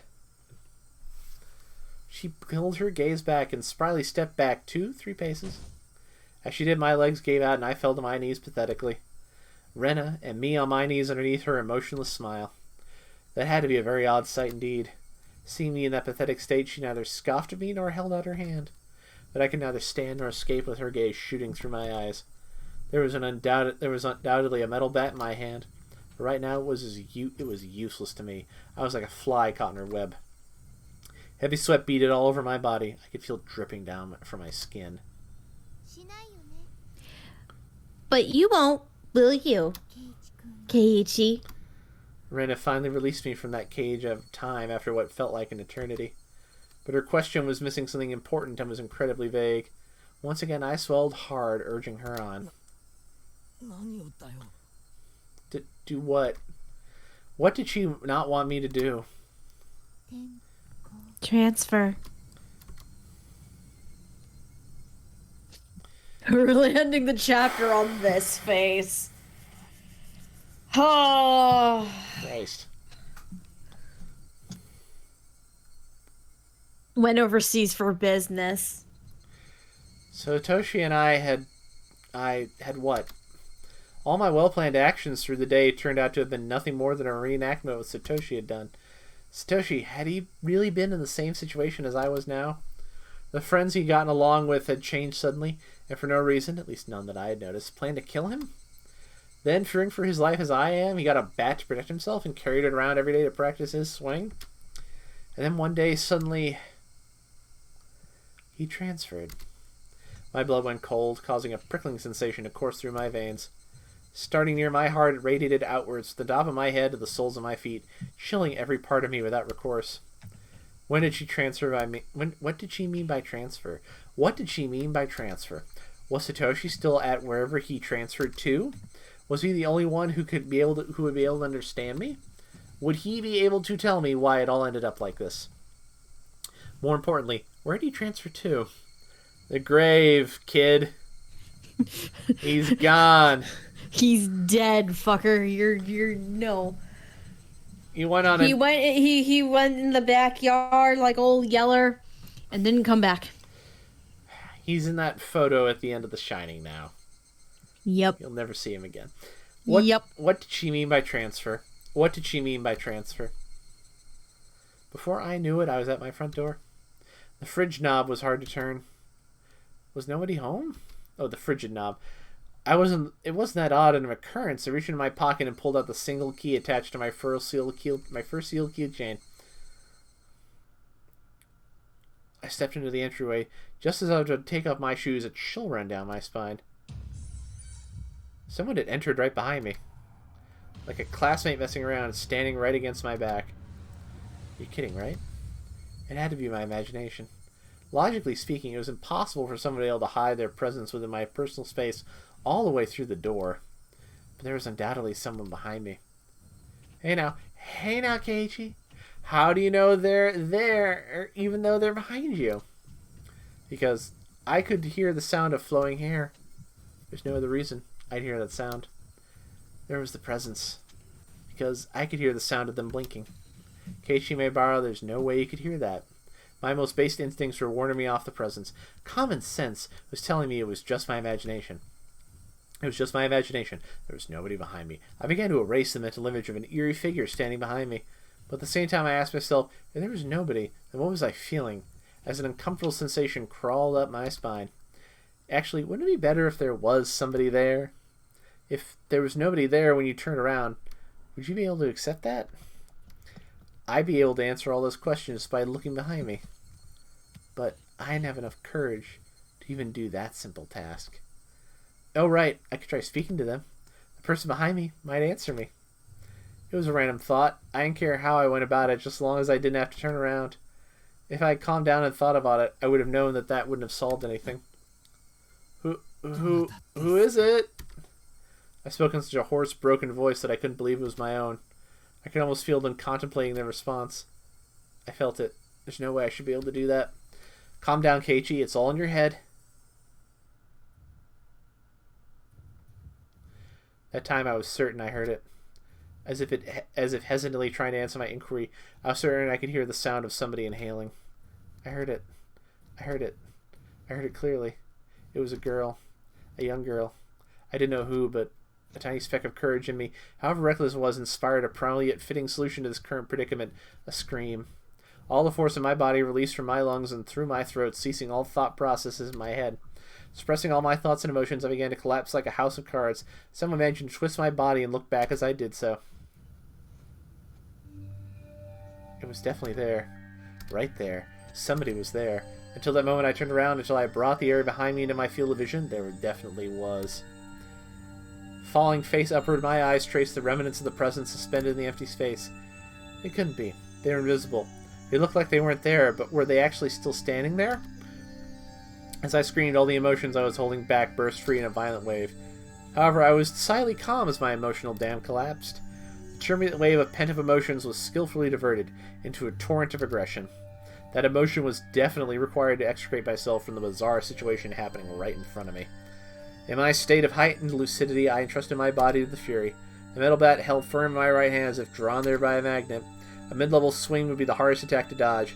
I remember reading something like that from a book about swordsmanship or something. Ah! I brandished my will to fight. The aftermath of that amalgamation of metal flashed as it swung from left to right, beating against the entryway. The bat slammed in the right wall, the tip rebounding violently. Very calmly, I transferred the force of the rebound to a sweep to the left. The door of the shoe cupboard was split into pieces. Those two swings whiffed through empty space, and they seemed to have a great psychological impact on the enemy. I could feel the panic emanating from that space. The attack wasn't the only thing required. I extracted the bat from the cupboard it was embedded in and screamed as I spun my entire body around in a large arc. Roar! My scream shook the air, imbuing my ferocious swing with even more destructive power. Crack. Without mercy or restraint, my violent strike, which with certainly fatal force behind it, shattered the top of the cupboard. None of my attacks struck the enemy, and my ferocity had certainly seemed to impact them. Breathing heavily, my entire body soaked in sweat, the invisible enemy, there but not there, disappeared. When I was certain the enemy had retreated, I locked the front door and latched the chain. No way had it only feigned retreat and was now inside my house. Once again, I channeled my aggression and searched the house for the presence, but it was gone. I succeeded in fending it off. At that moment, the tension drained from my body and let out a deep sigh of relief. All the emotions I've been holding back chaotically merged together and began flooding out. A hodgepodge of fear, accomplishment, and disbelief all mixed together and began to flow through my body. Unable to deal with each individual feeling, I beat them all back with the strongest of all, exhaustion. Even in this moment, I remained composed. I'd be tired too, bro. I feel that. Alright, after checking that all the doors throughout the house were locked, I went up to my room on the second floor and closed the curtains. I straightened my back and tilted my head back a little. After clearing my mind of all my idle thoughts, I managed to calm down even more. What was that at the front door? There was definitely something there. Thinking about it, maybe it was just an apparition I dreamt up in my confused state, but I really didn't think that was the case. Calm down, Keiichi Maebara. Compose yourself. But no matter how calmly I thought about it, what just happened wasn't a figment of my imagination. It was obviously a supernatural phenomenon, and without a doubt, something was behind me. I wasn't some sort of illusion I saw amidst my confusion and disorientation. Proof? I had just one piece. When I asked, "Who is it?" they inhaled as if they were about to answer. That sound had clearly reached my ears. The situation I was in right now was still unclear. Either I'd been possessed by the supernatural phenomenon known as Oyo Shirosawa's curse, or this was a ruse by the villagers who believed in it and were imitating it. Either way, their motives were unclear. The roundabout way it had been done was also still a mystery. If it was perpetrated by humans, that would mean admitting that it was Reina and the rest of them doing it, but it would be solvable. Oishi-san and the rest of the police would surely arrest my enemy. But if it was a manifestation of Oyo Shirosawa's curse, I wondered what would happen. Oyo Shiro-san said very clearly declared that curses don't exist. At that time, those words were pretty dependable, but as things were now, with the rising possibility that the perpetrator was not human, he suddenly seemed quite unreliable. If I told Oyo Shiro-sama that this was the work of Oyo Shiro-sama's curse, what would happen? I could imagine his reaction, but it would go without question that a void would expand rapidly between myself and Oishi-san. With me having so few allies to begin with and not being able to confidently declare whether or not this was a curse, there was no merit to doing that. I'd better keep the facts of what just happened at the doorway to myself. It would be better if I didn't add what happened to the memo behind the clock. It would be better if I didn't add what happened here to the memo behind the clock. There was still the ever so slight possibility that I was actually confused when I thought I was composed and was just going berserk in the entryway. How wonderful would that be if that was really what had happened? I would be able to refute Oyo Shiro-sama's curse, but if I denied Oyo Shiro-sama's curse, then that would mean admitting that Reina and the rest were the perpetrators. If I said that Reina and the rest weren't the perpetrators, that would mean believing in Oyo Shiro-sama's curse. By denying both of those, I would be admitting that I myself was losing it. The three options from which I couldn't choose became a trilemma of sorts. They mixed together and formed a whirlpool in my mind, making my head spin. Once again, I straightened myself and leaned my head back slightly to cool myself down. Calm down, Keiichi. Accept what has actually happened as reality. Stop thinking of anything more than that. But I couldn't help but think of it. How wonderful it would be if it turned out I was delirious and everything up until now was a figment of my imagination. Oyoshiro-sama's curse wouldn't exist and I would still be best buddies with Reina and the rest. I would have to be crazy. That was the first time in my life I'd ever wished such a thing. I'm just gonna say, while you were reading this intense monologue, I'm just seeing the cat behind me just licking his catnip banana. Oh boy. I'm just fascinated. The phone rang noisily downstairs. Generally, there were no calls for me, so I never really answered the phone much. But since my parents weren't here, I had no choice. I squirmed off the bed and went downstairs. It's a bad idea, buddy. Oh. Hello, this is the Maybara residence. Keiichi, this is Mom.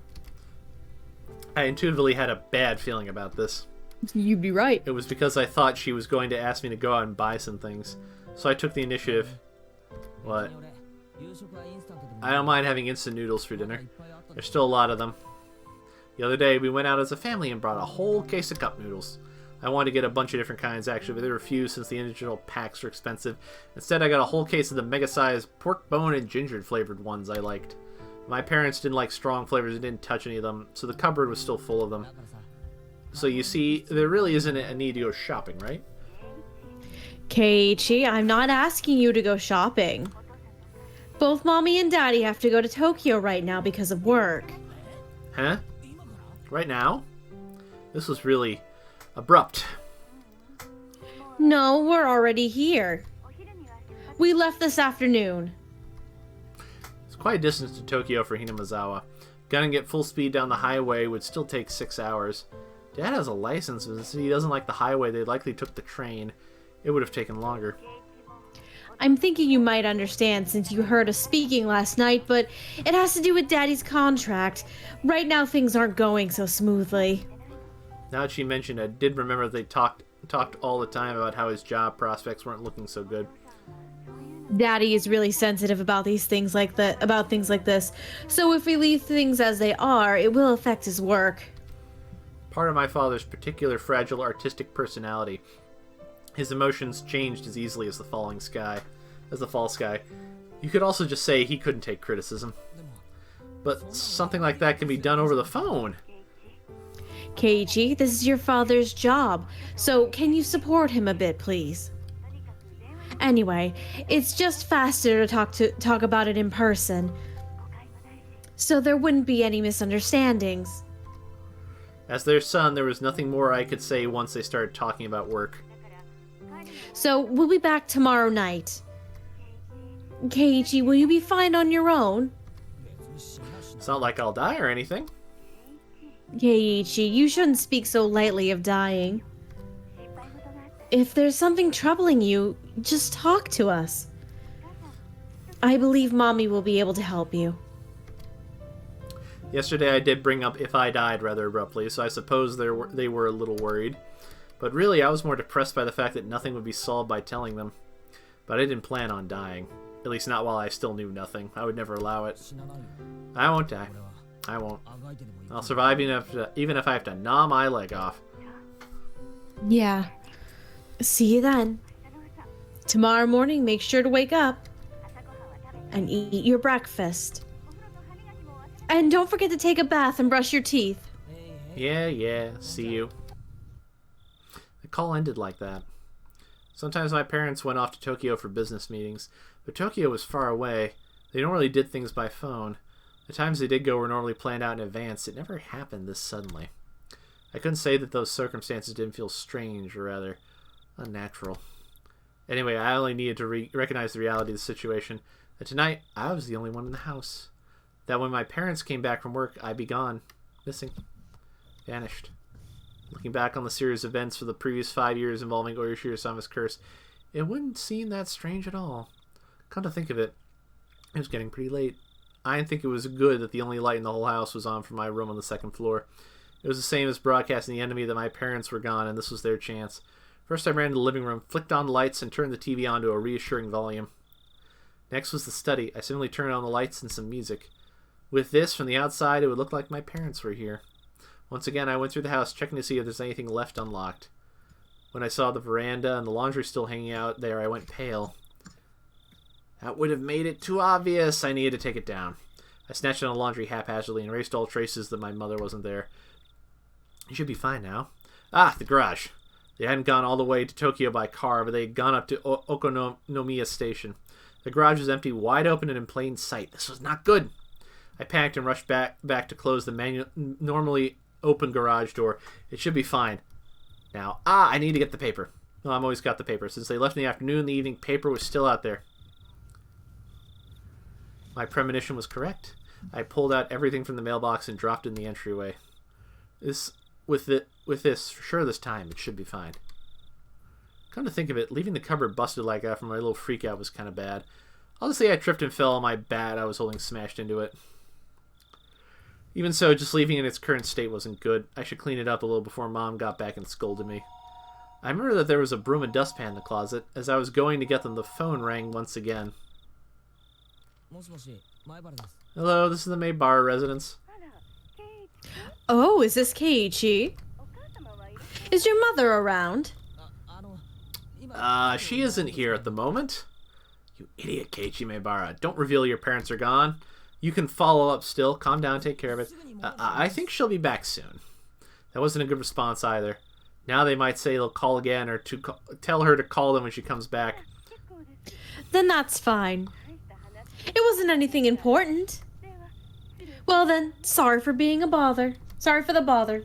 The scenario I feared did play out, eliciting a sigh of relief. The call was fortunate in more ways than one. I'd have to deal with any telephone calls coming in from my parents tonight. I was somehow able to deal with the phone call just now, but I couldn't continue to rely on such poor improvisation. I needed to make up a good story to explain my parents were home, but couldn't answer the phone at the moment. They were making tempura and couldn't step away right now. That wasn't good enough. They were sick and went to the bed because they weren't feeling well.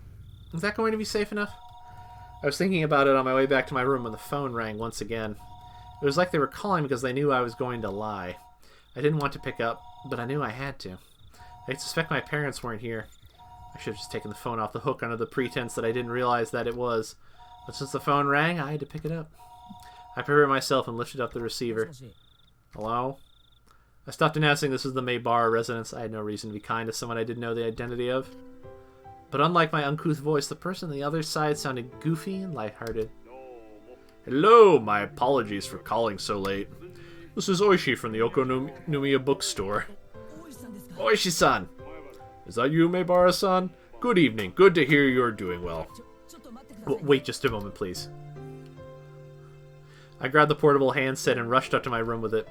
It was the same no matter where I was since there was no one else home, but I wanted to be in a spot that felt just a bit safer when speaking on the phone with Oishi-san.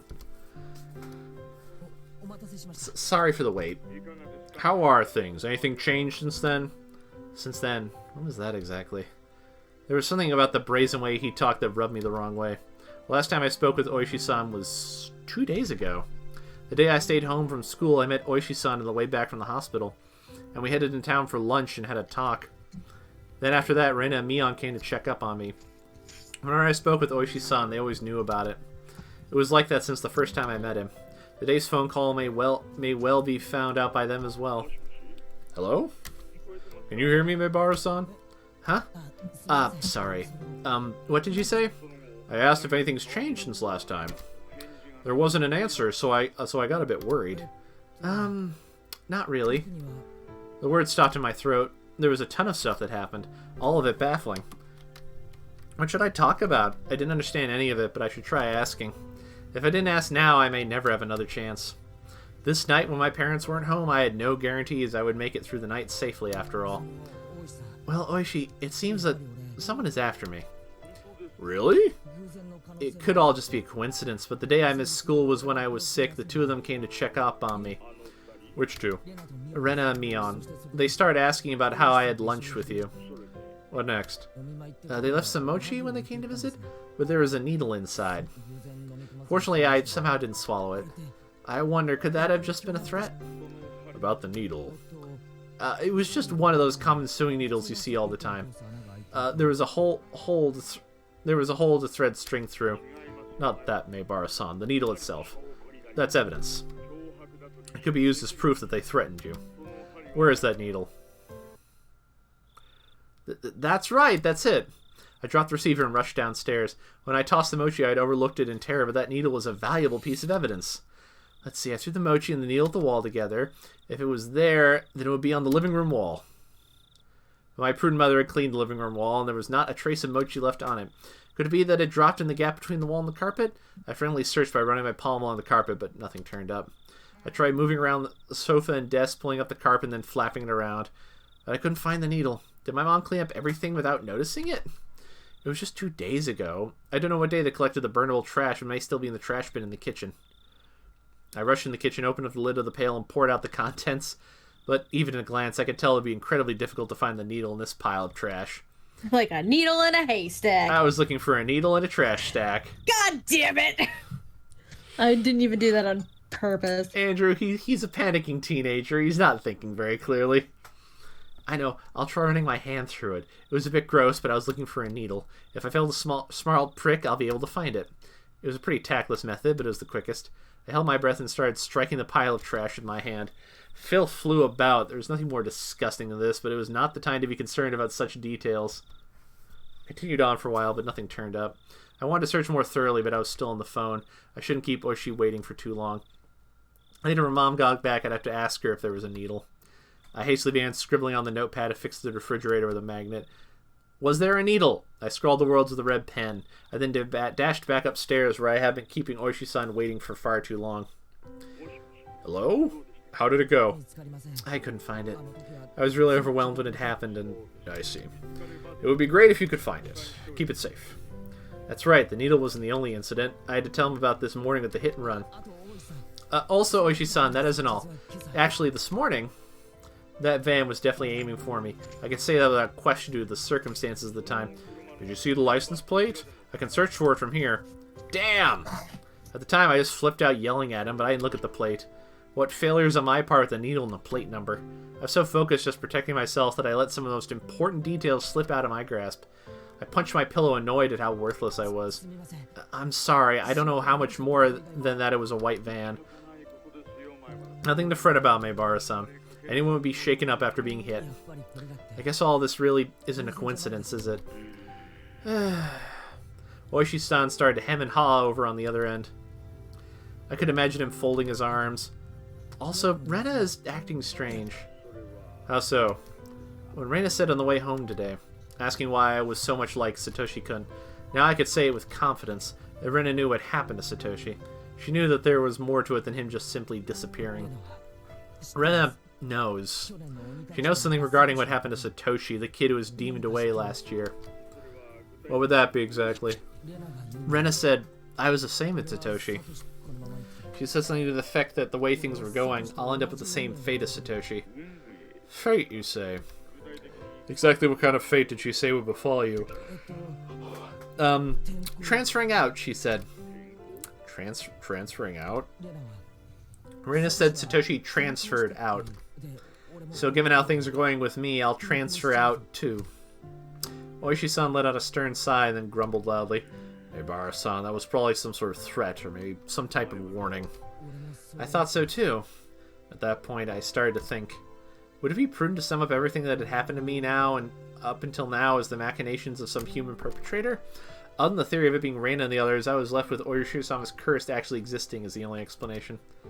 Of course, I couldn't tell that to Oishi-san.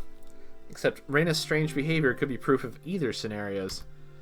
Whether it was Oishi-san's curse being real or everything being part of a conspiracy committed by all the villagers. Reina was involved. Reina had to know something. Reina was suspicious. What exactly was Reina? I couldn't help but think she was somehow involved with the prior string of mysterious deaths.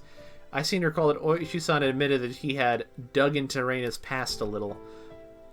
He's probably just downplaying it when he said a little. Meaning he had actually dug pretty deep, most likely. I wanted to hear about Rena. I wanted to know what happened at her previous school, among other things that were still unknown to me. If Reina was somebody I should suspect, no, not that. I wanted to know the truth. Tonight I was alone in this huge house. Even though I said I could count on them, I had lost the security I felt I had just by my parents being around. It wasn't like this house was some sort of fortress or castle. If a malicious person decided to use brute force, they'd easily gain entry. There was no other residence as close to the Maybara residence. No one would be able to hear anything, no matter how loud it was. I had never felt as much resentment towards my father's artistic temperament and the fact that he had this house built in such a remote location as I did right now. I wondered if I would still be here by tomorrow morning. So I had to ask, right now, because I had no idea what the next chance would come. Oishi-san, I have something I wanted to ask about. Please don't keep anything from me. Sure, ask away. Even though he was so far away from the other end of the line, this was the most reliable he had ever felt. I wanted to ask about Reina, about what happened at her previous school. Actually, regarding Reina's... I noticed a sound that had been going on for a while now. Since I was so focused on the call, I hadn't paid attention to it at first, but I finally realized it was the doorbell. The time was 7 o'clock. It was past the time the postman would be making a delivery and past any sensible time for a neighbor to be visiting. I considered just acting like nobody was home, but that wouldn't be good. That would ruin all the work I put into making it look like my parents were home. I need to answer the door. Hello, Maybara-san? Sorry, someone seems to be at the door. I'm going to see who it is. A guest? I see, my apologies. Should we end this phone call now? That would be a problem. No, I'll be back in a second. Do you mind if I just leave the phone on? It's fine, I don't mind. I dropped the handset on my bed and dashed down to the door. I needed to make up a good excuse to get them to leave. I had a hunch it was the lady who called right before Oishi-san did. In which case, it would be one of the neighbors who's friends with my mom. I'll just say Mom isn't feeling well and went to bed early. That would be the easiest option. It'd be hard for her to ask me to wake up my mom if she's not feeling well. The bell continued to ring at regular intervals. If someone didn't answer after you rang the bell so much, you'd normally give up and go home, wouldn't you? Without moving the chain, I opened the door slightly and peered out at the visitor. A chill ran down my spine. I knew it. Somewhere deep inside, I had prepared for this moment. I had tried to escape by imagining it was the easiest person to deal with, one of my mom's friends.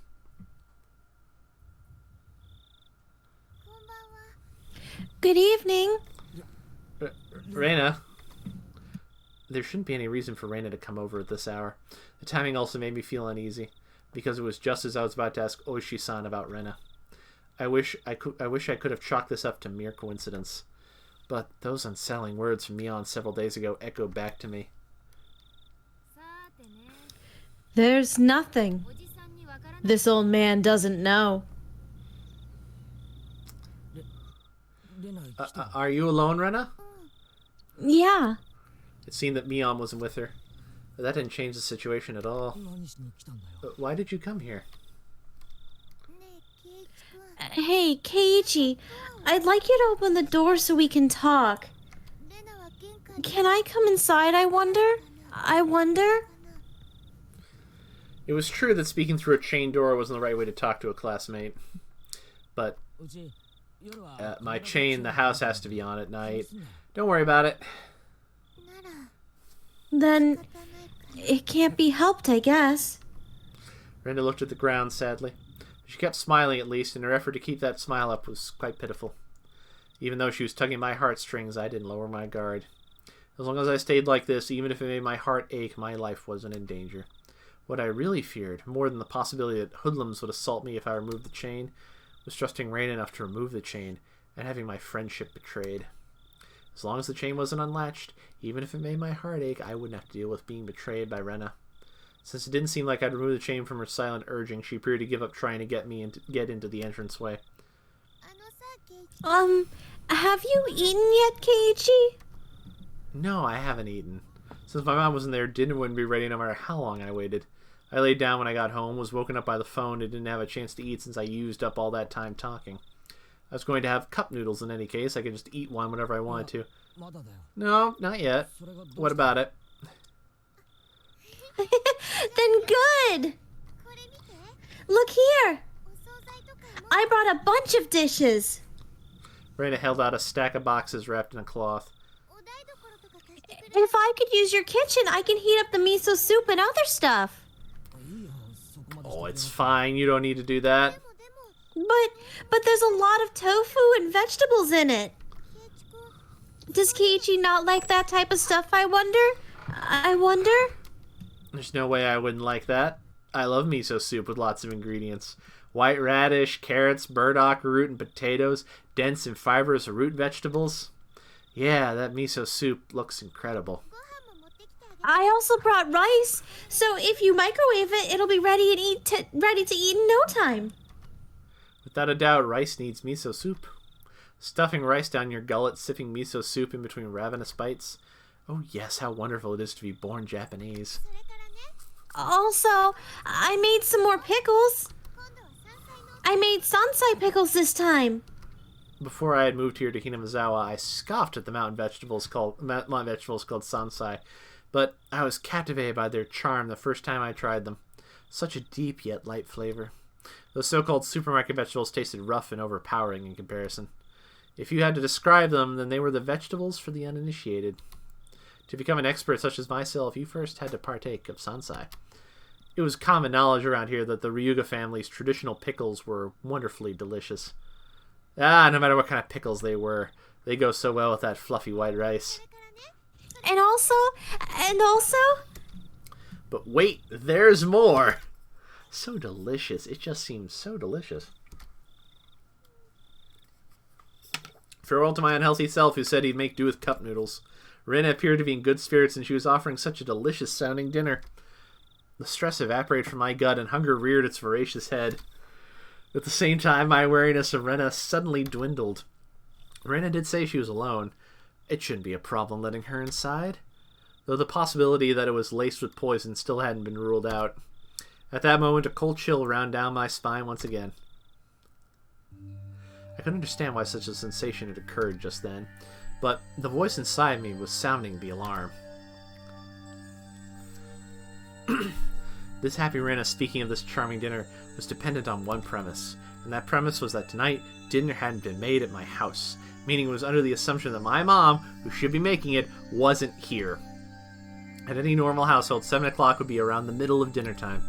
If my mom was here, we'd be eating dinner around this time as well. The fact that she brought over all the makings of a meal at this time was inherently strange, unless she knew. Rena, did she know my parents weren't home? But there was also the chance that this was a bluff.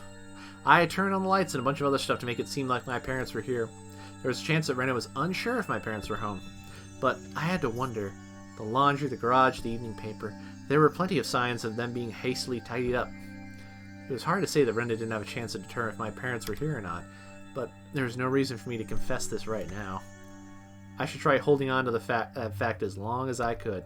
First of all, the chain was still latched. As long as I didn't take it off, Rena wouldn't be able to do anything to me.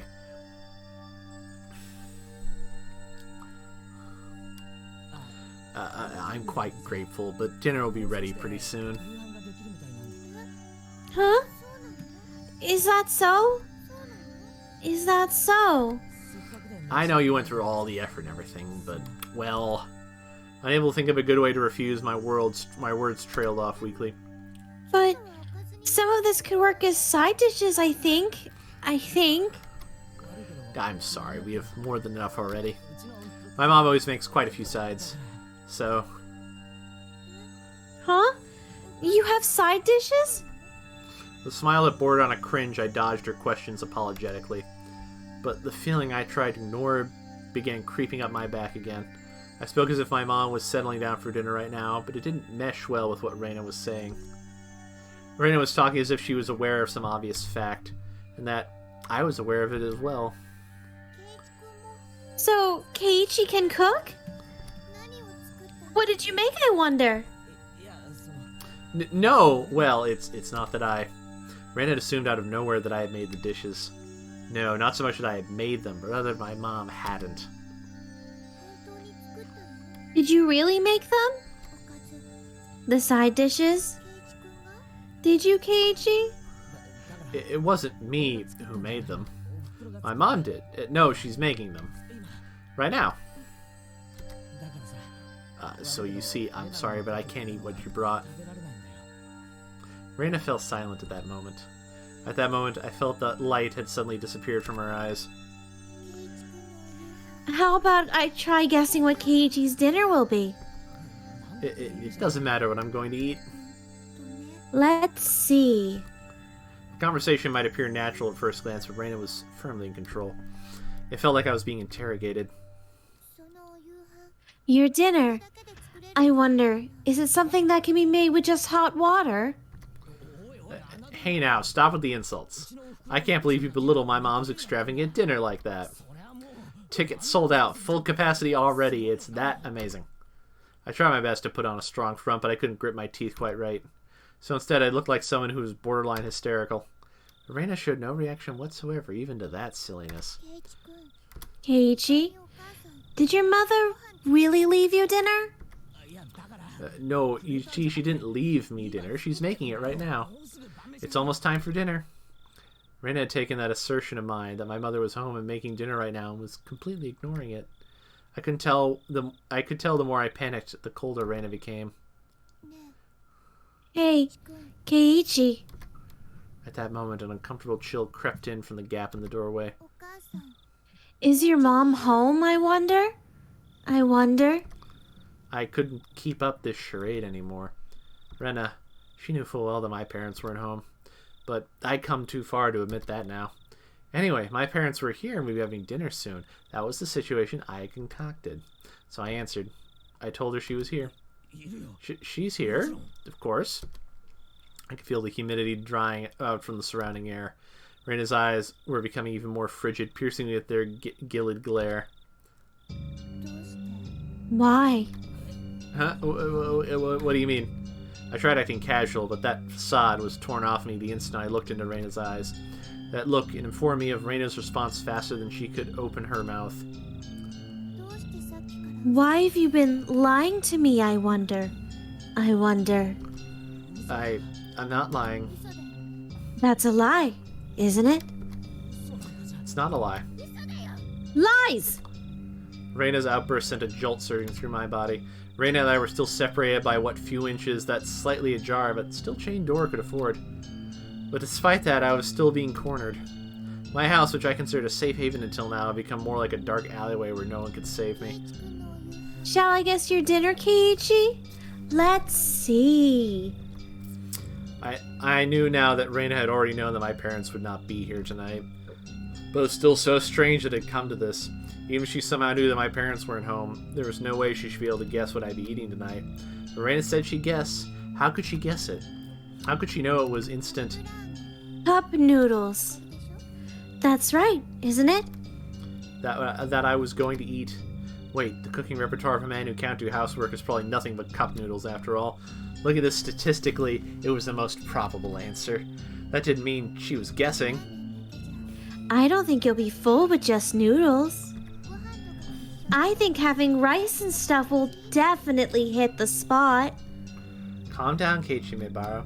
This was just a coincidence. Reina was just reading certain tells of mine, so the fact that she was inferring what I was thinking alarmed me. But it wasn't as if she was actually reading my mind. If it was being read, then she was a demon.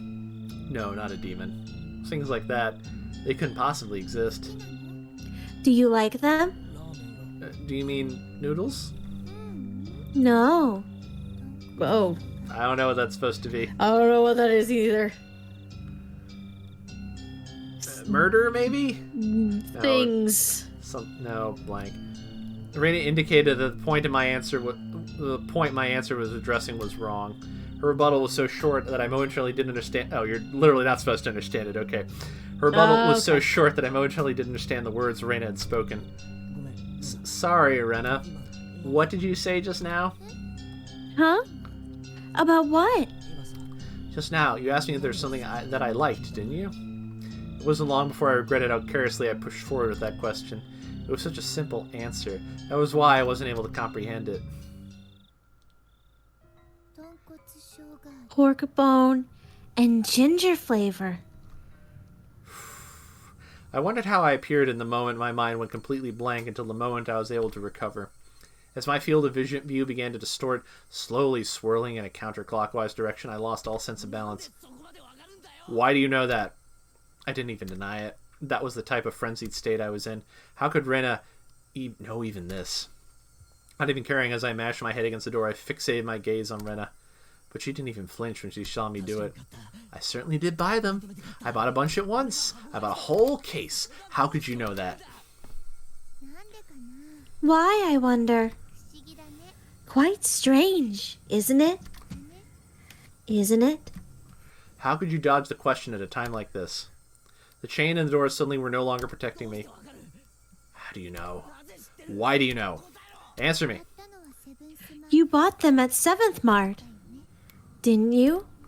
A shiver ran up my spine. I tried covering it up with an angry facade. Like I said, why do you know that? I was behind you, following you the whole time. What are you saying? I couldn't understand why she was saying she'd been following me all this time. That's because Rena was right behind Keiichi's back the whole time. Like that night?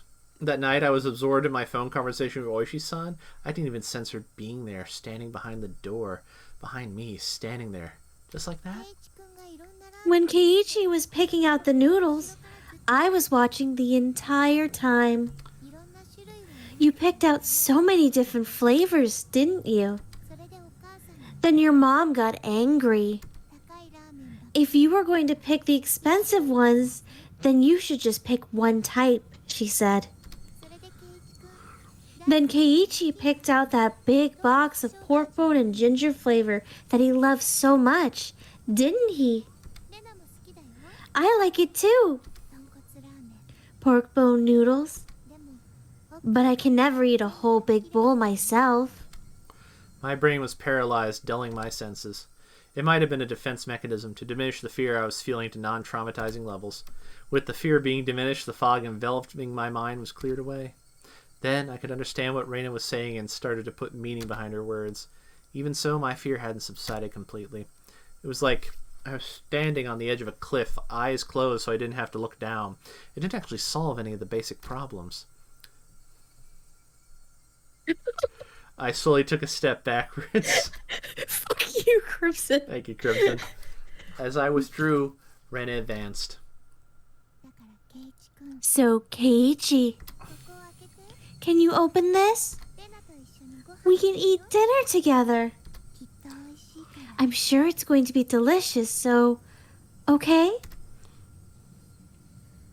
Jesus. Reina's pale, slender fingers squirmed through the crack in the door one at a time, as if they had a mind of their own, rattling the chain. If she had unlatched the chain from the door, a feeling of terror would have just exploded within me. But Reina didn't do that. She was simply imploring me to remove the chain. I tried my hardest to light the fuse to the powder keg in my heart, trying again and again. Clatter, clatter. But it doesn't light. It doesn't light. Open up. Keiichi? Please go away. I beg you, please go away. How can you say something so mean, I wonder? I wonder. Please go away. Go away.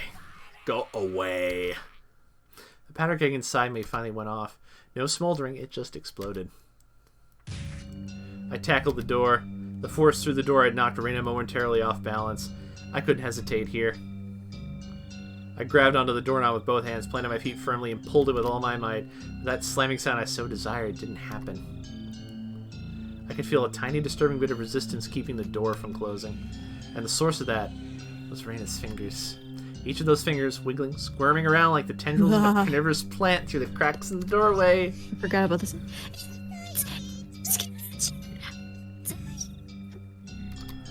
It wasn't a harsh shriek, more of a yelp that she was trying to keep back. Go away, go away, go away. I kept on pulling on the door with all my might. I didn't even realize that if I didn't loosen my pull on the door, at least momentarily, Reina wouldn't be able to pull her fingers out, and that's why the door wasn't closing. It really hurts, Keiichi. I'm sorry if I was messing around too much. I didn't care one bit for her apology. No matter how much she apologized, it didn't change any of what she had done up until now. It didn't change anything.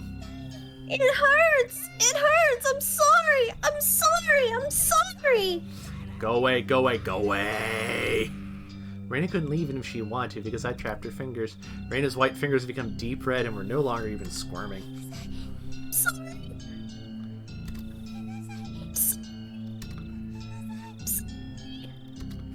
Go away, go away, go away. I'm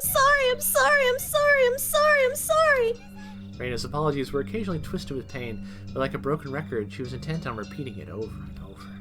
Go away, go away, go away. Stop it, stop it, stop it, stop it, stop it. I pulled on the door even harder. Finally, Reina's fingers were somehow able to slip out from their imprisonment in the doorway. The moment that happened, the door closed soundly, and I could hear the thud of Reina falling on her butt on the other side. I locked the door immediately. I made a loud clunk, voicing my rejection to Reina. I'm sorry. Keiichi! I'm sorry. Open up, Keiichi! Reina leaned against the door, apologizing profusely and nothing else. After confirming that I was sufficiently sealed off from her, I trudged away from the entryway. On the other side, I could still hear Reina echoing her apology. I'm sorry. Those pitiful words, they would be forever seeking my forgiveness. I didn't feel bad about this at all, but that wasn't out of any sort of malice. I felt a hazy sense of relief that I was able to escape from Reina. Before, Miana threatened me at this doorway, saying there was nothing she didn't know. And just now, at the same place, Reina told me the same thing. My feeble attempts to disguise the fact my parents weren't home had served no purpose from the start. I should have just pretended to be out and not even opened the door. My meager plans hadn't helped at all. At Hinamizawa, it was impossible to outwit them. Even though I was on the other side of the door, I wanted to get as far away from Reina as possible. 1 step, 2 step. With each one, her sniveling apologies became more distant. I sprinted up the stairs and dove into my room. As you'd expect, I was finally no longer able to hear Reina repeating her endless apology. Diving into my bed, I was startled by the hard lump I felt. There was something in my bed? It was the receiver. I finally remembered. I was in the middle of a call with Oishi-san. Looking at the clock, apparently not much time had passed since I went downstairs. Could it be that my clock had run out of batteries? I had talked with Reina for so long. How did almost no time pass? The hand on the clock was ticking forward 1 second every second, as usual. As I put the still warm receiver to my ear, time, which felt frozen, began moving once again. Hello, Oishi-san? Sorry to keep you waiting. Oh, not at all. I didn't wait that long. It became apparent that the amount of time that had passed between myself and Oishi-san was different. Over the phone, I could hear an energetic voice from a sports program or something. It drove home just how far away Oishi-san really was. Reina came just now. Did she come to play? I wasn't confident that I could coherently explain the situation to Oishi-san. But I need to right now. Right now, I need to know about Reina. That's right. I was planning to ask Oishi-san more about Reina, but Reina's little visit had interrupted the conversation. What was true and what was false, I couldn't tell. The one thing I knew was the single grim reality that Reina was suspicious. I might be able to figure out something if I asked Oishi-san about her. Up until now, I had regretted it whenever I forced myself to ask about things that I was better off not knowing. But looking at it that way, you could say I'd hit rock bottom. There was no possible way I could feel any more regret than I did now. No, rather, I wanted to know if there's anything beyond this I would regret more. Forget about tomorrow. It wasn't out of the realm possibility for something to happen tonight. I wanted to know everything I could. I was absolutely not going to die like this. Not without knowing anything. I definitely won't. Regarding Reina Ryuga-san? I did a bit of digging. Yeah, well, it wasn't much. I understood that Oishi-san was talking in circles. A bit means I dug so deep it'd be hard to discuss with you since you're her friend. I want to know everything from your research. I don't think you'd be very interested in what I have to say, though. Oishi-san. I spoke as calmly as possible to Oishi-san, who was continuing to avoid the issue. And then I said it. I think Reina Ryuga is suspicious. Even if the past incidents were from Oyashiro-sama's curse, Reina Ryuga is involved. Do you have some sort of proof that makes you believe Reina-san is suspicious? The manner in which Oishi-san spoke became very firm. Do you have some sort of proof? I wasn't talking as a detective. I only have circumstantial evidence. I see. I could tell that even over the phone how disappointed Oishi-san was. Pulling on the fishing line where he felt to bite, only to reel in the bait. Disappointed, but ready to cast the line once more. That's how it seemed. Oishi-san, you can't do anything without physical proof, can you?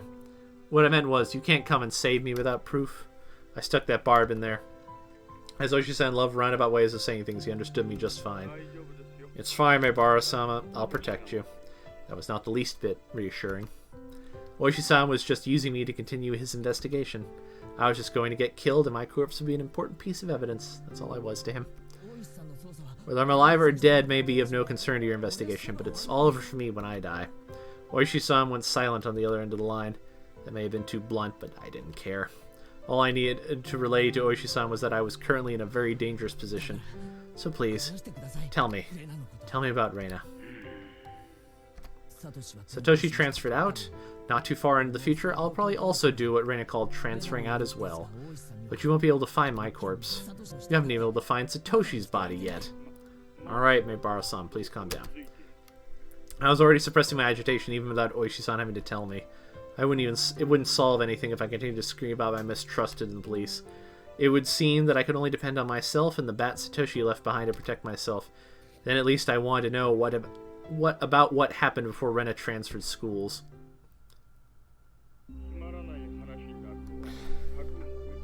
Alright, I'm really tired and parched.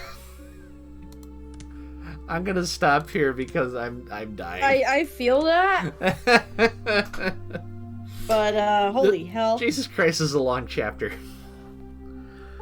Oh, Just a bit. we've been streaming for 2 hours. Bye. Alright, well.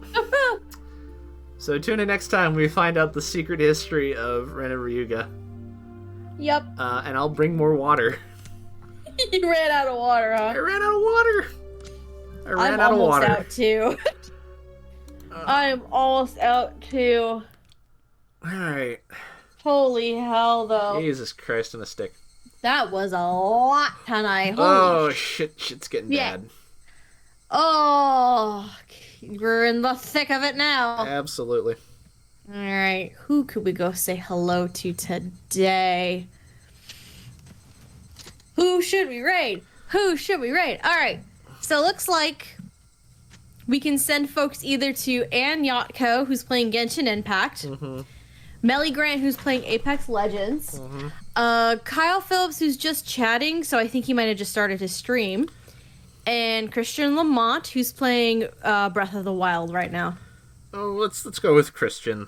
Get some Zelda in people's lives. All right. In anticipation of this new game. Yes.